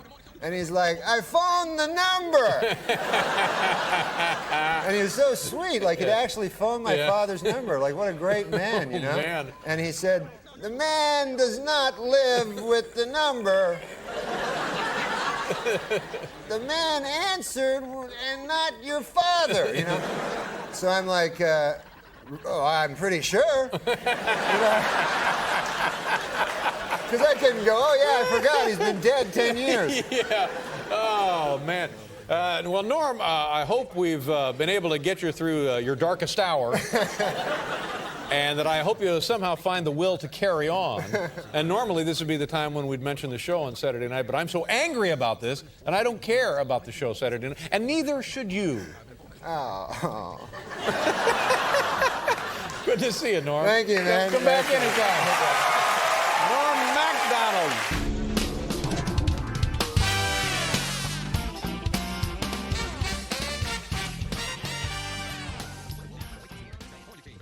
I can tell a joke. Go for it. Yeah, This please is do, what we're please. looking for. Yeah. There was a little boy in school named Dirty Johnny. Now, he's not dirty in this joke, but he'd always be a hellion in class, and the teacher didn't think much of him. So the teacher has a project, or not a project, but an in-class thing. How'd that go again? She says, now, this is what you're going to do here, class. I want you to stand up and tell the class what a story from your life, and then afterwards say the moral to that story. So a girl puts up her hand. Yes, Becky, what's your story? So Becky stands up. She goes, my dad works for the hatchery here in town, and what happens was he got about 15 eggs, and he put them all in one basket, all the same basket. So he put all his eggs in one basket. And he put it on the horse and buggy and drove back home. And by God, Becky says, the bouncing and all the eggs broke. Well, that's a good story, the teacher says, but what would the moral be to that? Becky says, well, the moral is, don't put all your eggs into one basket. But goddamn, says the teacher, that's a good one. Anybody else? Marjorie puts up her hand. Marjorie, what's your story? She says, well, my dad works for the hatchery, as all of us. Thank God for the hatchery. She says that we'd all be lost. But anyways, my dad knows that eggs become chickens. And so he was counting his chickens, and he added in the eggs, you see. And then he put them on a horse and buggy to go to town, and they all broke. Well, what's the lesson to that? The teacher says. She counted it. And she says, well, don't count your chickens before they hatch out of an egg. So the teacher says, that's a great one, too. Anybody else? Well, wouldn't you know, Dirty Johnny has his hand up. So the teacher's like, holy God, I don't want it. But on the other hand, I made an oath to every child, should I suppose I gotta. All right, Dirty Johnny, what do you have to say? Johnny stands up. Stories about my Uncle Terry.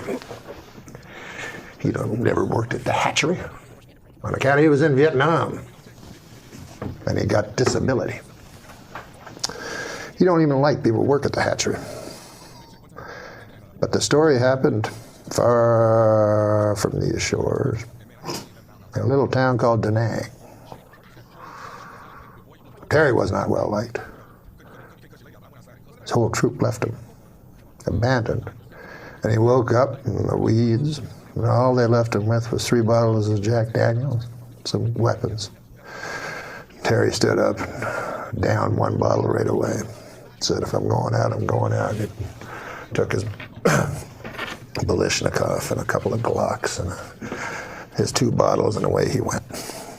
He found a town. And he didn't know if it was Charlie or if it was one he was sent to protect. But all he knew was he had hate in his gut. So he started firing. And he fired the Kalashnikov with an arcing kind of, like a farmer would with hay, with a scythe. And sure enough, the men fell like hay before him. And then the women, and by God, I'm ashamed to say it, but then the children. And finally, all was left was Uncle Terry, standing in the mud and the blood and the glory. And he touched his pants, and it was wet, and he said he was ashamed. He felt shame, Uncle Terry, for he'd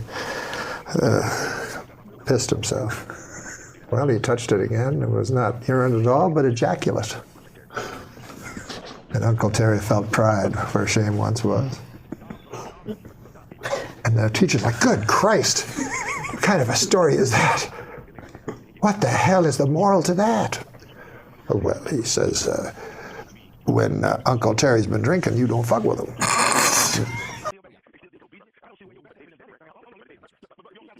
What about the man grate? Is that like a genital cleanser? No! No, my God. Have you heard of the man grate? Yes, I have. You have? Yeah. Where'd you hear about it? On Adam Carolla's podcast. Wow. Yeah. How about that? Do you have a father? Man grate is the perfect gift for this Father's Day. Is he alive? Yeah. Yeah. 100% made in America. If he was dead, it would have been a really bad moment in the commercial. Your dad's alive? No. Fuck. God damn it. I'm sorry about your dad. That's fine. Your father's dead. But you have children. You are a father. Yes, and I'm not dead. Yes. Maybe you'll give me one. And I'll give you one. Is your mom still alive? My mom? Yeah. No, she's dead. Jesus Christ, is any of your relatives fucking alive? It's man grate. They're revolutionizing the way people grill. What, Adam Egan? It's true. You haven't heard of the revolution? You can put chicken on this or steak. That's not that unique. It has heavy duty grilling grates. Why are you laughing? You think the grilling grates are flimsy? These are very heavy. Yes, no, but that's part of the charm. It weighs a lot of pounds. Is that heavy? Yeah. Listen, man, what was that fucking Vegas story? Jesus Christ. Sorry. What is in that? Again. It's revolutionizing the way people grill. Jesus. What? I thought it was like a, all right. You want to hear what it has? Yeah. It has heavy-duty grilling grates. Listen. No more dry meat. What do you think of that? Good. You want your meat juicy. Oh, come on now. Don't make it sound like a fucking fat, plumpy, delicious cock. No more flare-ups? You know, in your barbecues, all those big flare-ups? It was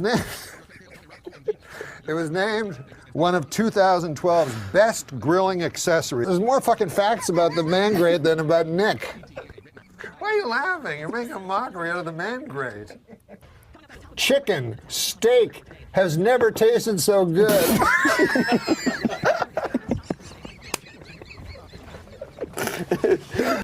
Hey, how about this? Each NORM MACDONALD show order comes with a heavy-duty grilling brush. Jesus. You want to put that on your not dry meat? Look at that. Those things are dirty. No. That's from the iron. Are you sure? Yes. Well, it's not from my cock. What? I just went to the bathroom. You say cock so much. I'm coming in your butt. Oh my God. Well, listen, man. Hey, your mouth is my toilet. Again. This commercial is like a mini-series. Are you a jingoist? 100% made in America. 100% cast iron. Mangrave.com. Thank you, Andy. That's yours. You just threw your own going away present with contempt to the floor. That was our only sponsor. Oh, yeah, and you lost. Yeah, now we found out we lost Man Grate as a sponsor. And then earlier today, I think we were told legally we can't say we lost them as a sponsor even. Yeah, I think we were still waiting to find out if we were allowed to say that. But anyways, that was Who cares? Schwartzen. We lost them. That was Nick Schwartzen that fucked it all up. One of your lesser known, but one of my favorite things you've ever done is a commercial you did for the Man Grate. God. That's an online only thing, don't you think? It's got like 100,000, maybe a couple of million views. And I just want to know, did they ever come around to your interpretation of their ad and their product? No, what he's referring to is I have I have this podcast that, I do this podcast, I don't make any money off it. And then they're like, do this commercial. I'm like, I'm getting money. And so there was this goddamn thing called a man grate. And it weighed like 100 pounds. It was supposed to be some sort of cooking device for steak. And I had to read all this thing. And I couldn't even lift it. I was like sweating profusely. And talking about what it was. And then, I don't know. It gets very colorful. Like what? It gets very colorful. It gets very colorful. Yeah, and I'm not going to say what I said here in a house of worship. But no, they never came around to seeing the... that sponsorship ended. That sponsorship ended without amicability.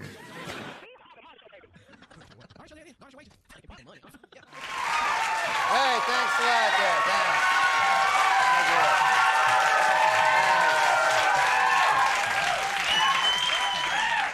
Well, thanks. Good to be here, and I'm feeling good and everything. I had a rough day today, though. I bit my tongue. You ever do that? And I got a big purpley thing on the side of my tongue there, and hurts like a bastard, And it's embarrassing biting your tongue there, because you're walking down the street there, minding your own business, you just, doodly-doo. Oh! Then you bit your tongue, you got this bit tongue going there, and everybody looking at you, and man, that's bad. People go, hey, what's the matter there? What happened to you? You go, ah. They go, what, you bite your tongue? No, it's my uncle died. But I was thinking about it today, actually. I'm surprised that I don't bite my tongue all the time, because I got so many teeth, I got I got 50, 100 teeth in my head, and they're all right around my tongue, they're all right near the vicinity of my tongue, and they'll bite anything, my teeth. They don't care, Could be a pork sandwich, could be my tongue. What do they care? They just bite. That's all they know. That's all they know. They're not trained for anything else. They just bite. I got too many teeth. That's the problem. I got like 50, 100 teeth, and I only need, I don't know, I never count them, but I like to deal with round numbers.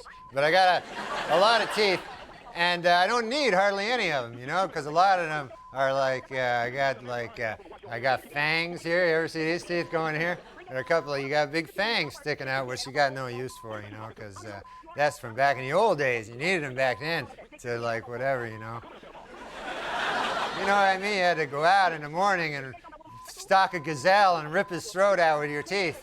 But, you don't have to do that anymore, do you? Thank God those days are over, huh, folks? Remember back then when you had to wake up, ah! Ah!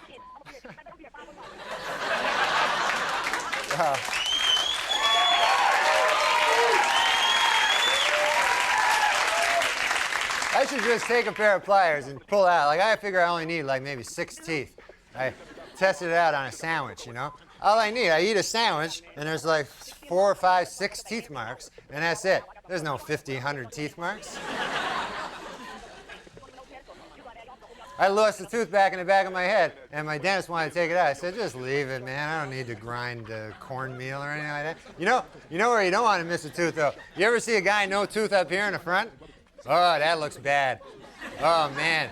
You look like the stupidest guy in the world. You got no tooth there. You could be the smartest guy in the world, but you got no tooth, and people just think that you're the stupidest guy. You could be the smartest guy in the world, talking to all the other smart guys. Oh, listen now, other smart guys. Listen as I tell you.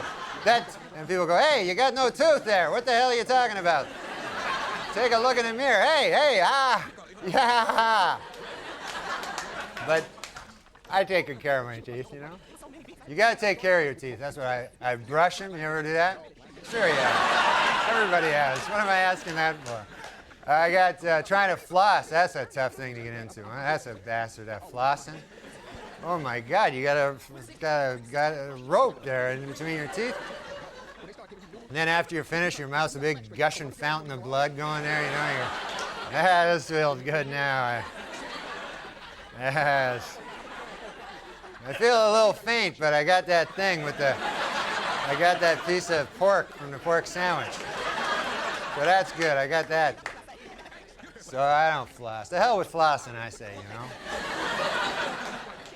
I do the next best thing. You know what I do? What I do is I tell my dentist that I floss. I just lie to the guy. What the hell do I care? I'm just a dentist, you know.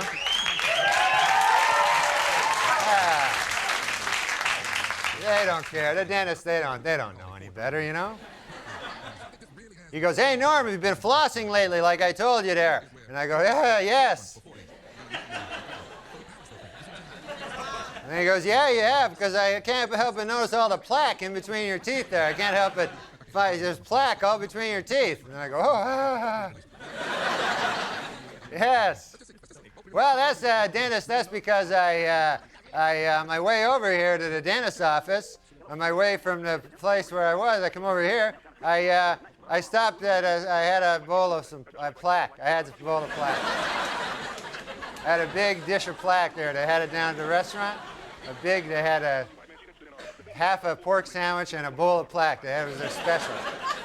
And then he goes, "All right, fair enough. Where you go?" Okay, well, I got no ending to that. But God bless you, folks.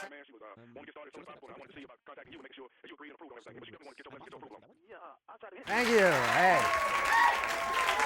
Thanks a lot. Well, it's good to be here, and I'm having a good time. I'm watching a lot of TV. Do you enjoy watching the TV? And my favorite thing to watch is Star Search. That's my favorite show. Man, that's a good show with Ed McMahon. And you know what's good about that show? You get to see the stars of tomorrow today. You don't have to... you don't have to wait around till tomorrow. So, and I love my favorite part, you know, is when Ed McMahon introduces the junior dancers. You know, when he does that, he always has this like, hot property! Bunch of kids come dancing out there. Too cute for you! And I also like that because they got junior dancers on it too. And you never see junior dancers anywhere else in show business, you know? It's only on that show. You never, what the hell is, you know? I mean, you never hang around and go, "Hey, honey, what do you want to do tonight? Maybe go down to the bar there or catch a movie or something there? Or, hey, I know, I heard about this new joint down on 6th Street. They got the 5-year-olds dancing. Maybe we could,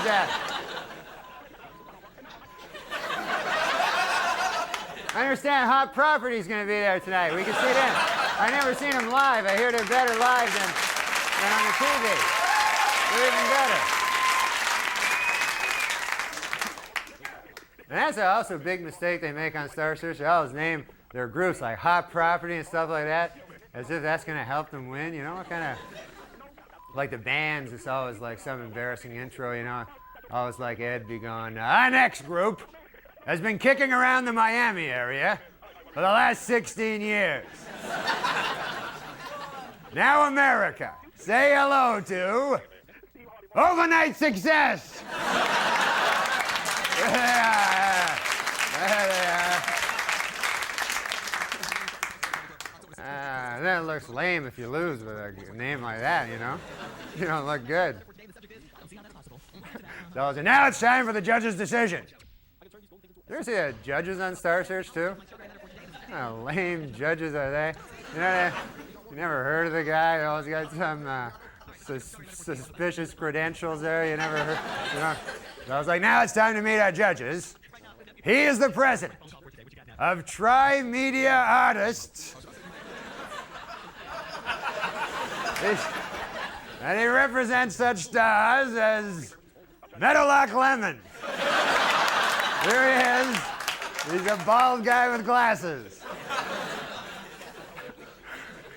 Then they cut to a bald guy with glasses. Guy's waving. But no, so you know, you want the good names. You know, you don't want the bad. Always the guys with the bad names get the winning. You know, the guys with the big good names. I was like, now it's time for another tough decision for our judges. You know, so another tough decision for our judges. Our challengers. Overnight success receive 1 1/4 stars. But and then I like when Ed brings them over. That's my favorite part. Like when the guy that wins, you know, on over here. Overnight success. Let's pretend they win, you know. And then they run over, you know, and then sometimes Ed has some good news for him. That's my favorite part. He'll go, overnight success. Well, it's good to see you there. And how would you like if I told you you're in the semifinals? It's all exciting.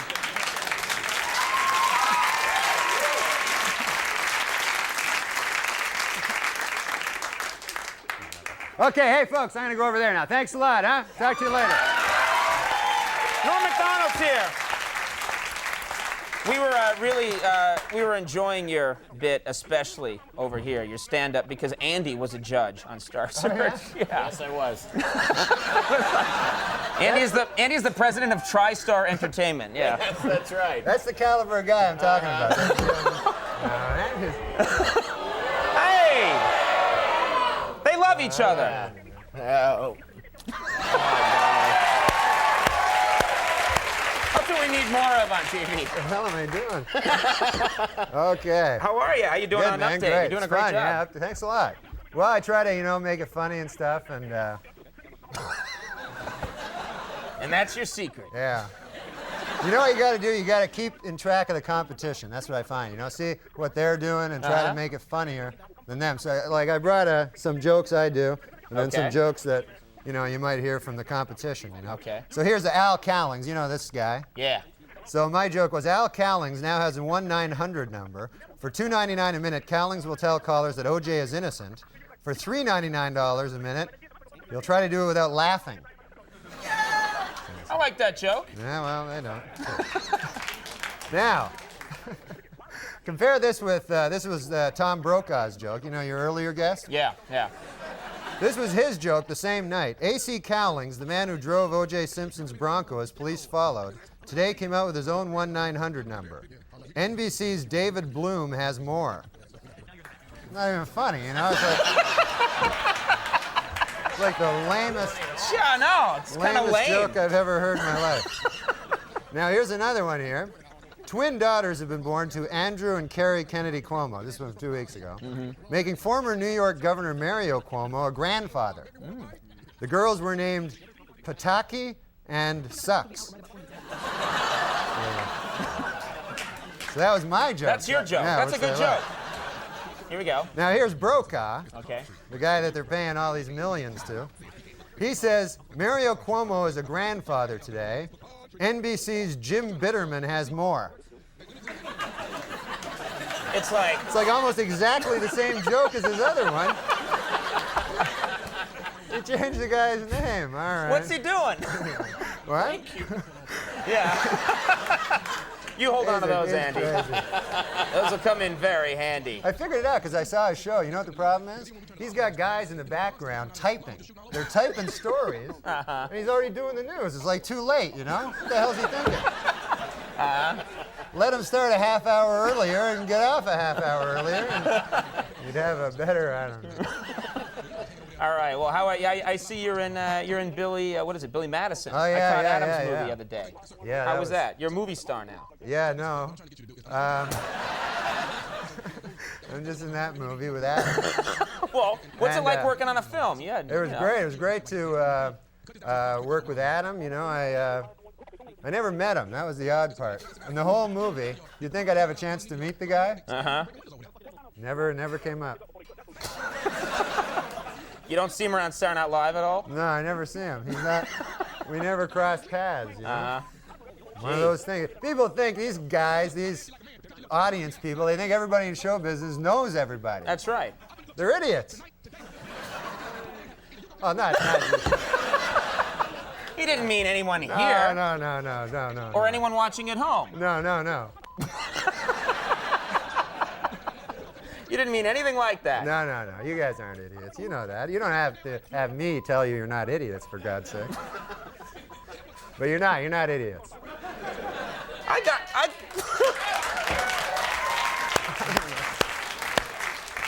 got got you out of that hole fine.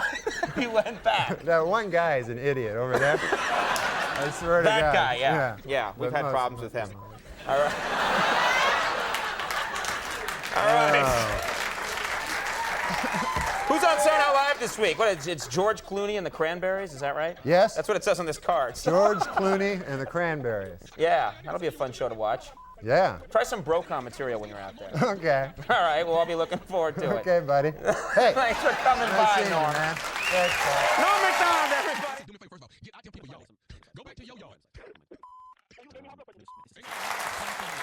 Thanks, guys. Listen, I don't want to brag or anything, but me and Oprah are making the same money tonight. But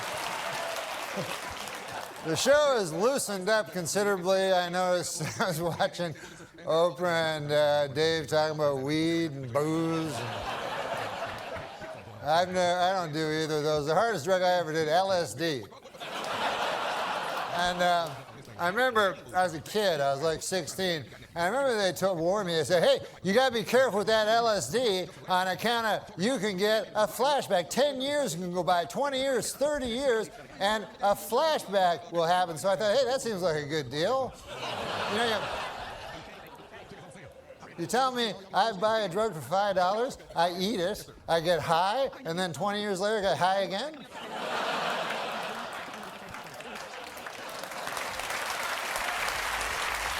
That's not the point. I like to stretch my drug dollar. The point is this. 10 years have passed, 20 years have passed, 30 years have passed, and no flashbacks. What a gyp that turned out to be. Just more horse by the big acid companies, that's all it is.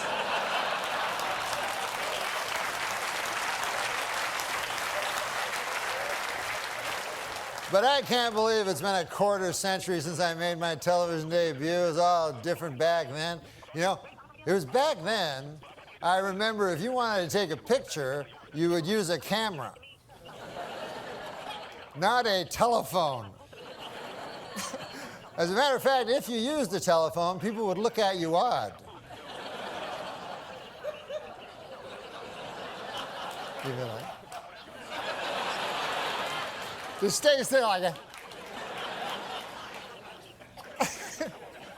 What about in the old days when they took pictures of you way back, you know, where they pulled that thing and exploded and stuff? I got a picture of my great-grandfather. The thing took 6 hours taking your picture, and it was a picture of my great-grandfather, one. They only had, every guy had one picture back then. And it's just him like,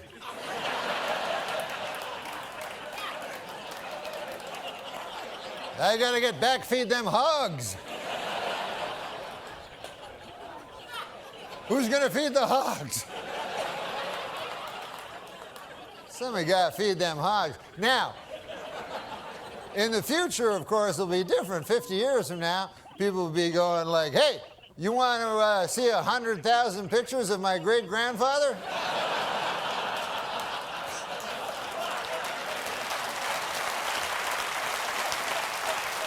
I got him right here, plus everything he did every day of his life.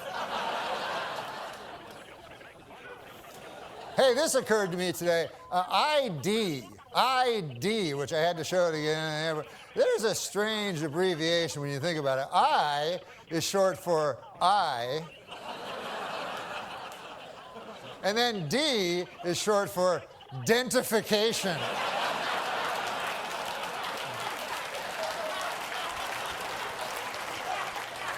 They could have split that one up a little better, you know? But I watch the TV, I watch the news, make you afraid, the news, you know? Put all these stories on, Iraq, Iran, North Korea, you know, try to scare you, you know? But does it ever really scare you? Like, you ever wake up in the middle of the night, North Korea!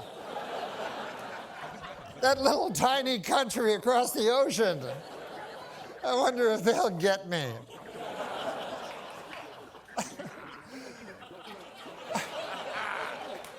Plus, didn't MASH settle that like 20 years ago? Why'd I have to watch that stupid show? There is one country that worries me, though. Not Iraq, not Iran, not North Korea. The only country that really worries me is the country of Germany. I don't know if you guys are history buffs or not, but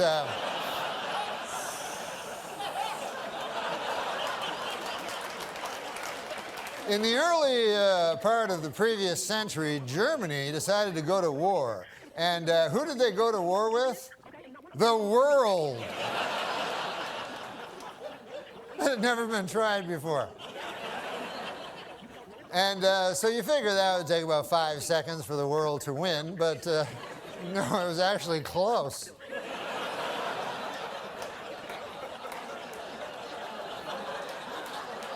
Then about 30 years pass, and Germany decides again to go to war, and again it chooses as its enemy the world. And this time they have that guy, Schrankly, Crankly, that guy, and I'm not even going to dignify him by saying his name, but I think you know what I'm talking.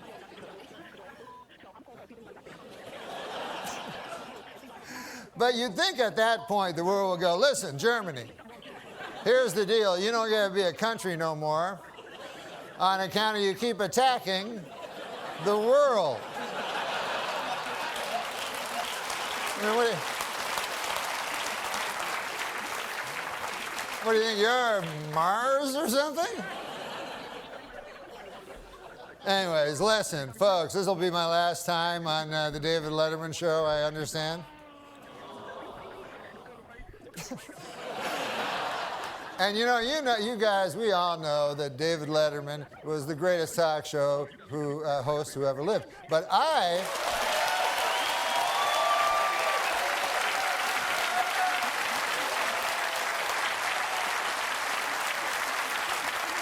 remember Dave differently because the first time I saw him, I was 13 years old. I was living in...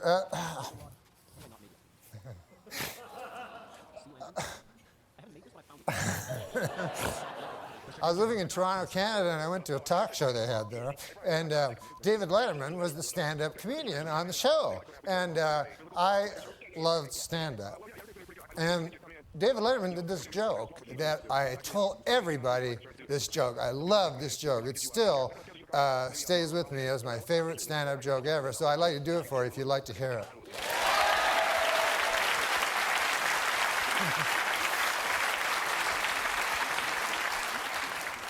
He goes, I was on the street the other day, and I saw a garbage truck, and on the back of the garbage truck, there was a small sign that said, "Please do not follow too closely. Another of life's simple pleasures, ruined by a meddling bureaucracy," ladies and gentlemen.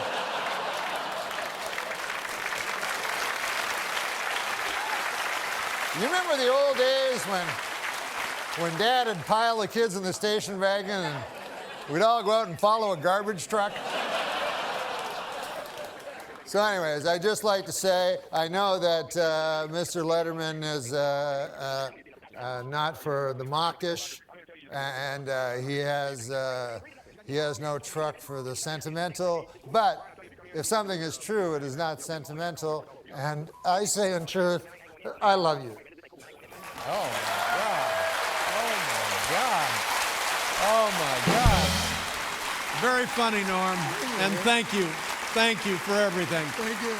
Norm MacDonald, ladies and gentlemen. That was very sweet, Norm. Good night, everybody.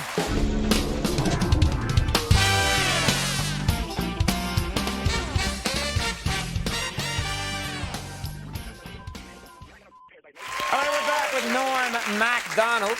And you kind of surprised me because you did MTV Beach House recently, and there's a certain kind of person you expect to show up on the MTV Beach House, and I hear, we'll be right back with MTV Beach House, our special guest, Norm MacDonald. I'm like, what the hell are you doing? It's this.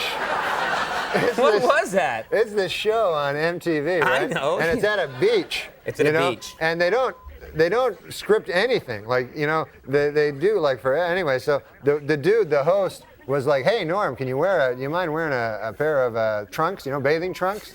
And I go, "No, I don't want to wear that, because I'm like, my body's like all weird looking and everything." And everybody else is super hot ladies and super hot men. I don't, whatever. Whatever you. Wow. So, got an issue about that. All right, go ahead. So I'm on the show, right? So they're saying, hey, come on, seriously, put on the trunks. I'm like, no, man, I don't want to. So then they think this will be funny. They go, hey, we're going to show you a fashion show. Some dudes will come out, and show you, you see what you think. I go, what? So all of a sudden, these 3 dudes come out, right, dancing around in their thongs and shorts and everything. They're wearing thongs or shorts? Which one? Bathing trunks, but some of them are like thongs where you can see their dirty arses. So,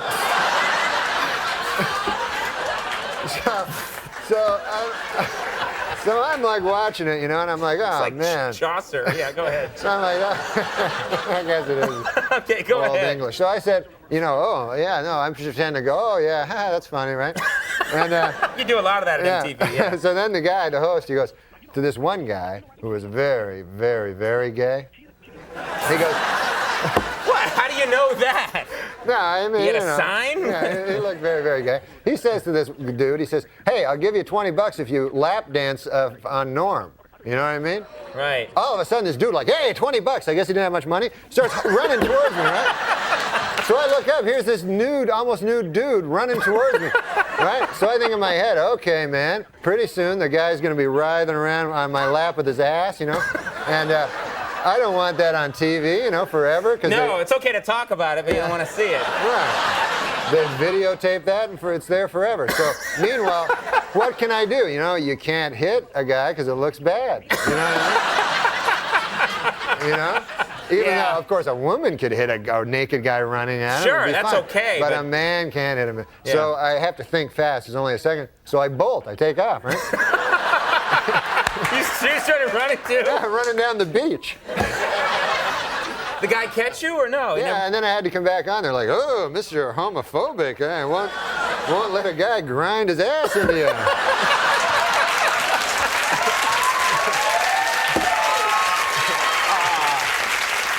You got to work on that. Hey, I'm going to miss Andy on this show, man. Oh, yeah. He's got to leave, huh? How bad is that, huh? Yeah, he should stay. You want him to stay. You should stay. Good move. You should stay. You just Get him booing. Yeah, you killed everyone's joy tonight. No, I swear to God, though, when you sit on a couch for the living, you should think about not giving that up.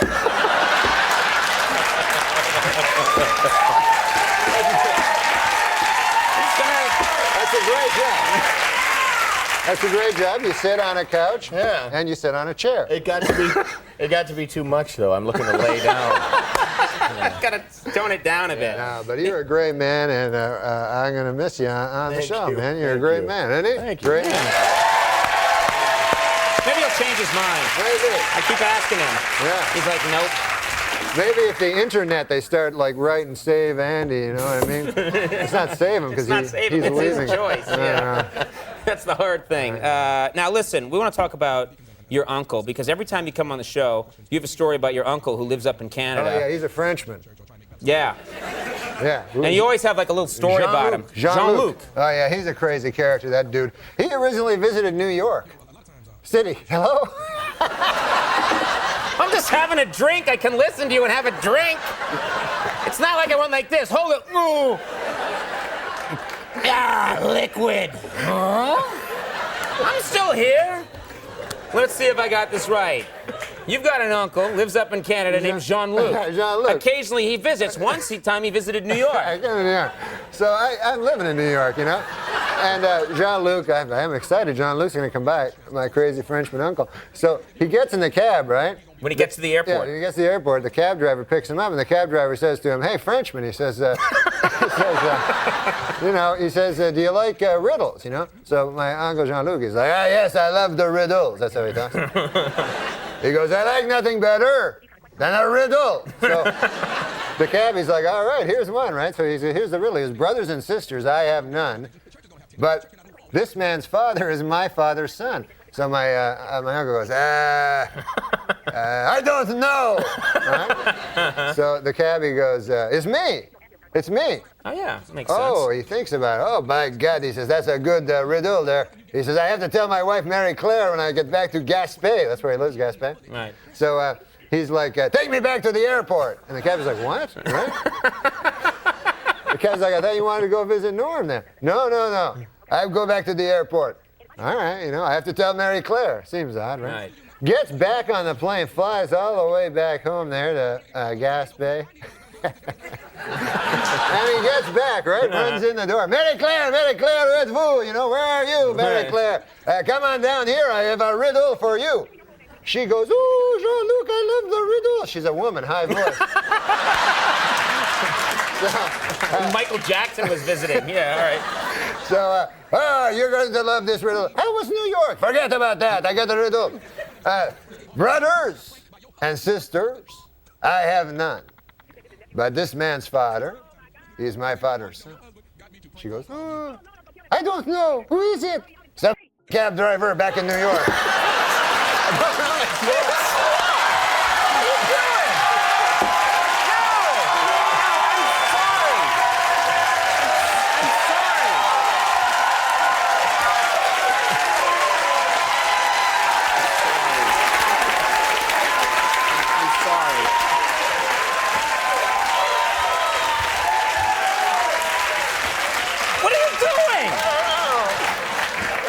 I don't know. You didn't mean to do that, did you? No, I didn't. Be honest, you didn't mean to do that. At all. I just got to the end.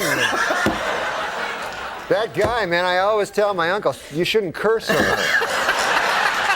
You know? Oh, man. All right. Well, we're going to pick up the pieces. Yeah. The show is called Norm. Yeah. When is that on? That's on Wednesday at 8:30. You already missed it, man. It's Thursday. But it's on all more. They can watch it next time on ABC. Norm, it's always amazing. Staying here, you're going to stick around. I know. I'm just going to say thanks for the segment. No, but you're going to see Sean. That next guy is hilarious. All right, he's going to stick around. Norm MacDonald's going to stick around. Sean Hayes coming right out with Red Pack. Our next guest has performed at clubs all over Canada and the United States, including the Improv in Los Angeles and also Catch a Rising Star and Stand Up New York here in Manhattan. And now, making his network television debut, ladies and gentlemen, please welcome Norm MacDonald. Norm, are you?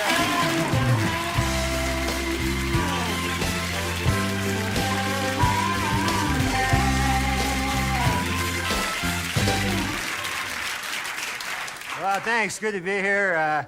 I've been traveling around a lot, watching a lot of the TV, you know, and you've seen these new sports on the TV where they'll try to combine two sports together and make up a new sport. You know, like a guy will run a 100-yard dash and then fish.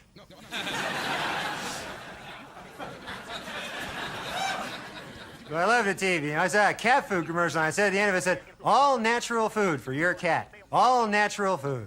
You know? But cat food's made out of horse meat. Yeah, that's the way it works in nature. The cat right above the horse in the food chain. Matter of fact, every time my kitty gets a little cooped up in the apartment, I like to take him down to a racetrack, let him stalk some prey down there. So cute when he comes trotting back with a stallion hanging out of his mouth there, you know. But I love the TV, you know, anything at all. The only thing I don't like, you ever see when there's a celebrity that you really respect and admire, and then he shows up on some cheap TV show, you know? Last week I was watching the Hollywood Squares, and a secret square, J.D. Salinger. But I like game shows. That's my favorite thing, you know, big prizes and everything. You ever see The Dating Game? You ever see that show? That's a weird show there. The prize on that show, another contestant. Talk about cheap. And they always do the same thing on that show. They get a beautiful girl, match her up with 3 giant dorks. Last week they had a guy on, it was a crazy guy, loony bin, psycho, wingnut. You can tell by the way they introduce him. They go, bachelor number 2 is a shadowy lurking character whose hobbies include skulking. Please welcome from no fixed address. He's just a guy. Menacing figure shambles into the studio there, you know. And then they make the girl ask those questions, you know, laced with sexual innuendo. You know, girl go, bachelor number 2, if I were a popsicle, what would you do to me then if I were a popsicle? That's what it says in the card here. And the guy goes, well, if you're a popsicle, huh? Well, first of all, I guess I'd take your wrapper off. If you know what I mean.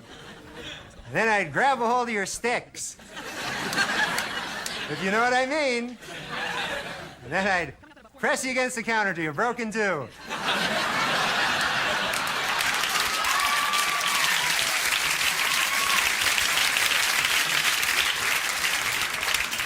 Put happy in the freezer till later.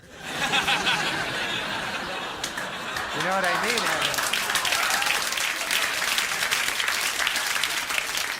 You understand what I'm getting at? It's crazy. But a lot of violence on TV. You know, kids aren't supposed to watch violence now on TV. They're afraid maybe the kids will copy what they see on the screen, you know? I can't even get a funny cartoon anymore because some 12-year-old watched a particularly violent episode of the Roadrunner Coyote Show. And the next day they found him in the bottom of a canyon with 2 giant springs strapped to his feet. A big couple of springs. Had a little umbrella in his hand. Sign said, "Yikes."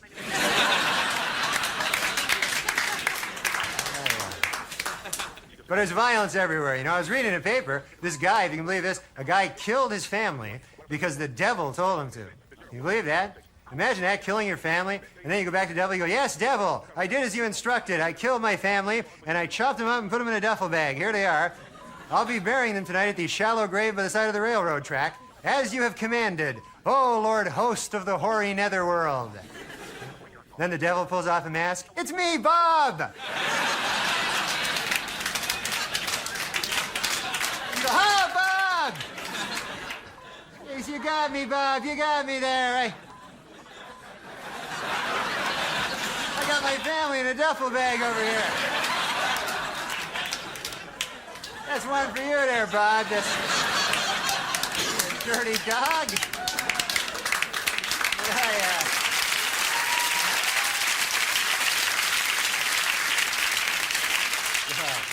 So I had this dream today. You ever have a dream, and then you wake up right in the middle of a great dream, and then you're back in your stinking life again? So then you try to fall asleep, re-dream it? Man, that never works. Always end up with some weird mutation of your original dream there, you know? Like in the first dream, I was in a pool with Christy Brinkley, and we were swimming toward each other, and then I woke up. So I fell asleep again, and I end up shooting pool with David Brinkley. You guys are doing great. Thanks very much.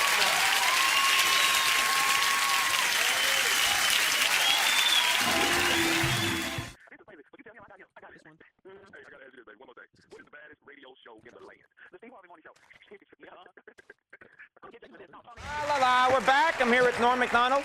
And you often speak of your native Canada. Yeah, I love Canada. You mention it a lot. Yeah, people love a couple of people. 3 to be exact. Yeah, they like it. That's important. Where are you from? Are you from a big city? Where are you from? I'm from a little town. It's called Monkland, and it's only 108 people. 108? That's small. It's country, you know. It's really rural. And but man, I'll tell you, there's lots of funny stories from there. Well, I'm sorry we don't have time. Thank you very much for coming, Norm. It was good having you here. It was Norm MacDonald. Good night, everybody. Because farm really? people, you know. There are funny stories from this town. Yeah, because farm people, they all seem to be, you know, there all seems to be a funny story. I remember one time. There better be, Norm. There was a guy, man, he lived down the road. His name was John Neil Mergerison. And this guy, I went to him once. I've been away for a couple of years, you know. I moved to the city, you know, and I came back. And I said, "John Neil, how you doing?" You know, I went to his what do you got, farm? And yeah, yeah. So he's showing me his pigs. He had a bunch of pigs there, you know. He had a bunch of pigs, a bunch of them, and one of the pigs had a wooden leg, you know. What? Oh yeah, a wooden leg. So I thought that was odd, you know. So I says to him, I says, "John Neil, that's odd. There, what's that pig? What's the story with that pig?" So John Neil, he goes, "Oh man, Norm," he says, "that's a special pig." He goes, "You wouldn't believe that pig." I go, "Yeah? What? Tell me about it." He goes, "That pig, you wouldn't believe it." He says, last winter, you know, he goes, the house burned down. You know, you probably heard, the house burned down. And he says, me and the wife, we were sleeping on our bed. And he says, we never would have heard. We never would have heard. We never would have woken up. But he goes, that pig, he broke out of his pen. He ran all the way to the house. And he went up to the bedroom window, you know, and he says he starts hitting his little snout on a window, you know. And he says, me and the wife, we woke up. And we got out, man, just in time. We escaped that inferno. He didn't use the word inferno. He's just a farmer. But you threw that in there. Yeah, he says we escaped that conflagration, you know. So I go, man, that's quite a story about the pig. He goes, oh man, it doesn't stop there. I go, really? And he goes, yeah.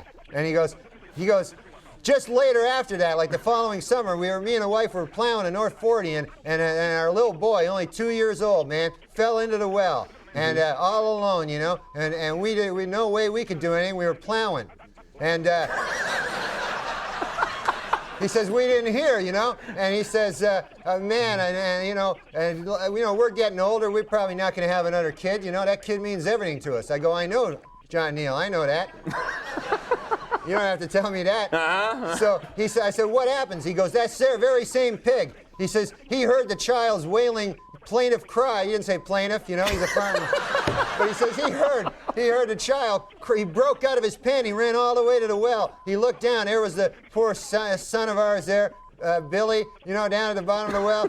He says the pig, he took his snout there. He started pulling up on a rope, and the kid got right out, you know. And man, that's great, isn't it? And I go, man, that's the greatest story I ever heard. Man, oh, what a pig. I said, what a pig that is. I said, one question though, John Neal. I said, he got a wooden leg. I don't understand that part. Pig got a wooden leg over there. John Neal goes, man, he goes, what are you, crazy? He says, a great pig like that, you can't eat him all at once. You know, he says,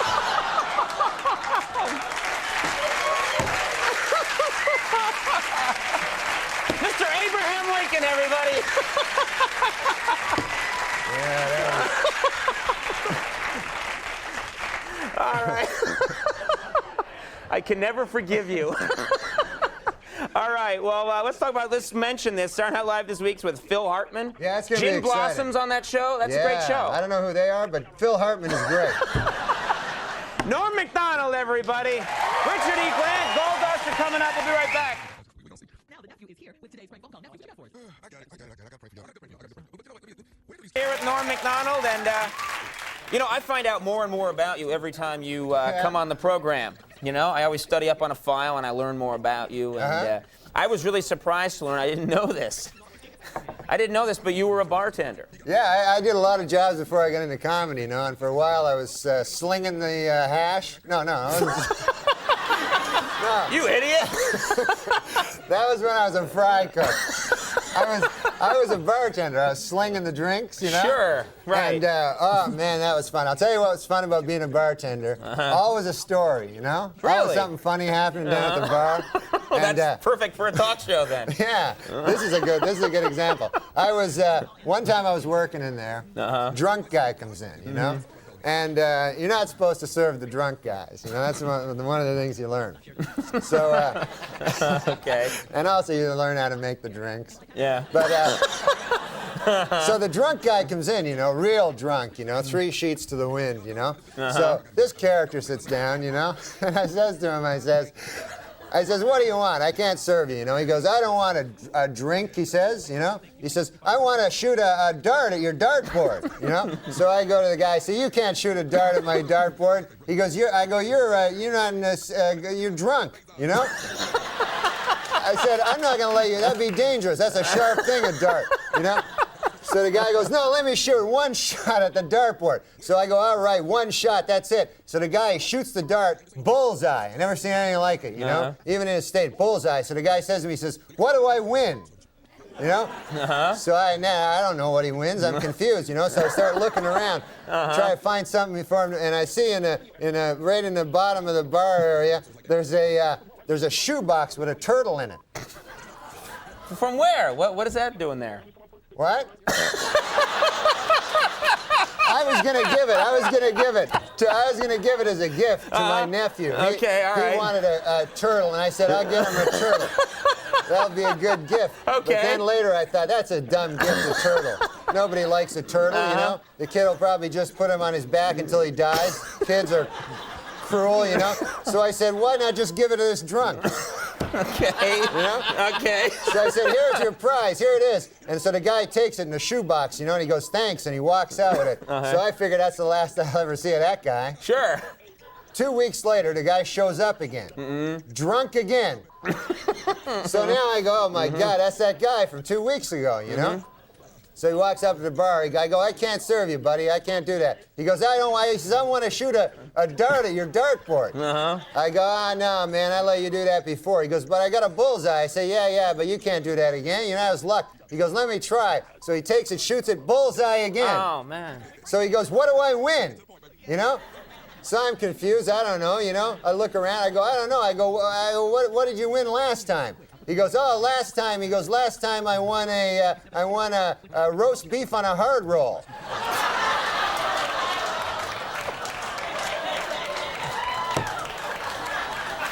It was the turtle. We know it was the turtle. It was the turtle. We know.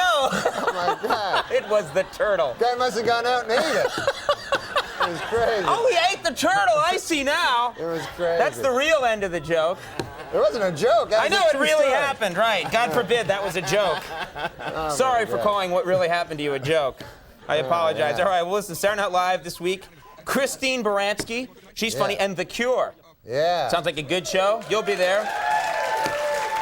I'm excited about Wayne Newton, seeing him. I don't know these people, but Wayne Newton.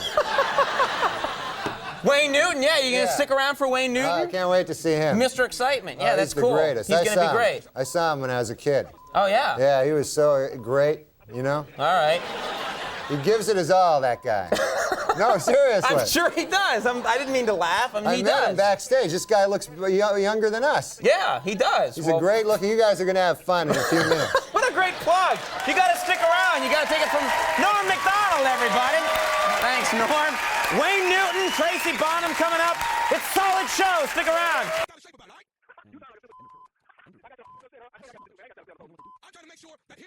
We're back. I'm here with Norman Lear. At one time, you had, how many shows did you have on at one time? What's the most in the 70s that you had? I think 7 or 8. There might have been 8 shows. On at the same time? Well, including Mary Hartman. I can't, 7 or 8. Want to go through them? Let's see. Well, I know. No, it's incredible. Did you ever just want to run down to the drugstore and pick up a TV guide and go, mine, all mine? And, that's me, mister, to the clerk. And there was a week when I think we had 5 out of the top 10, and one week when we had 4 out of the top 5. And then I said, mine, all mine. Yeah. You completely lost your mind. You had... We were just having a great time. I don't remember it as anything but a wonderful time. And if pain detracts from your life, comedy has to add to your life. I mean, having a good time. So there's a reason why I'm sitting here 107 years old and looking like this. I mean, I spent my life laughing. That's not a bad way to make a living. Not bad.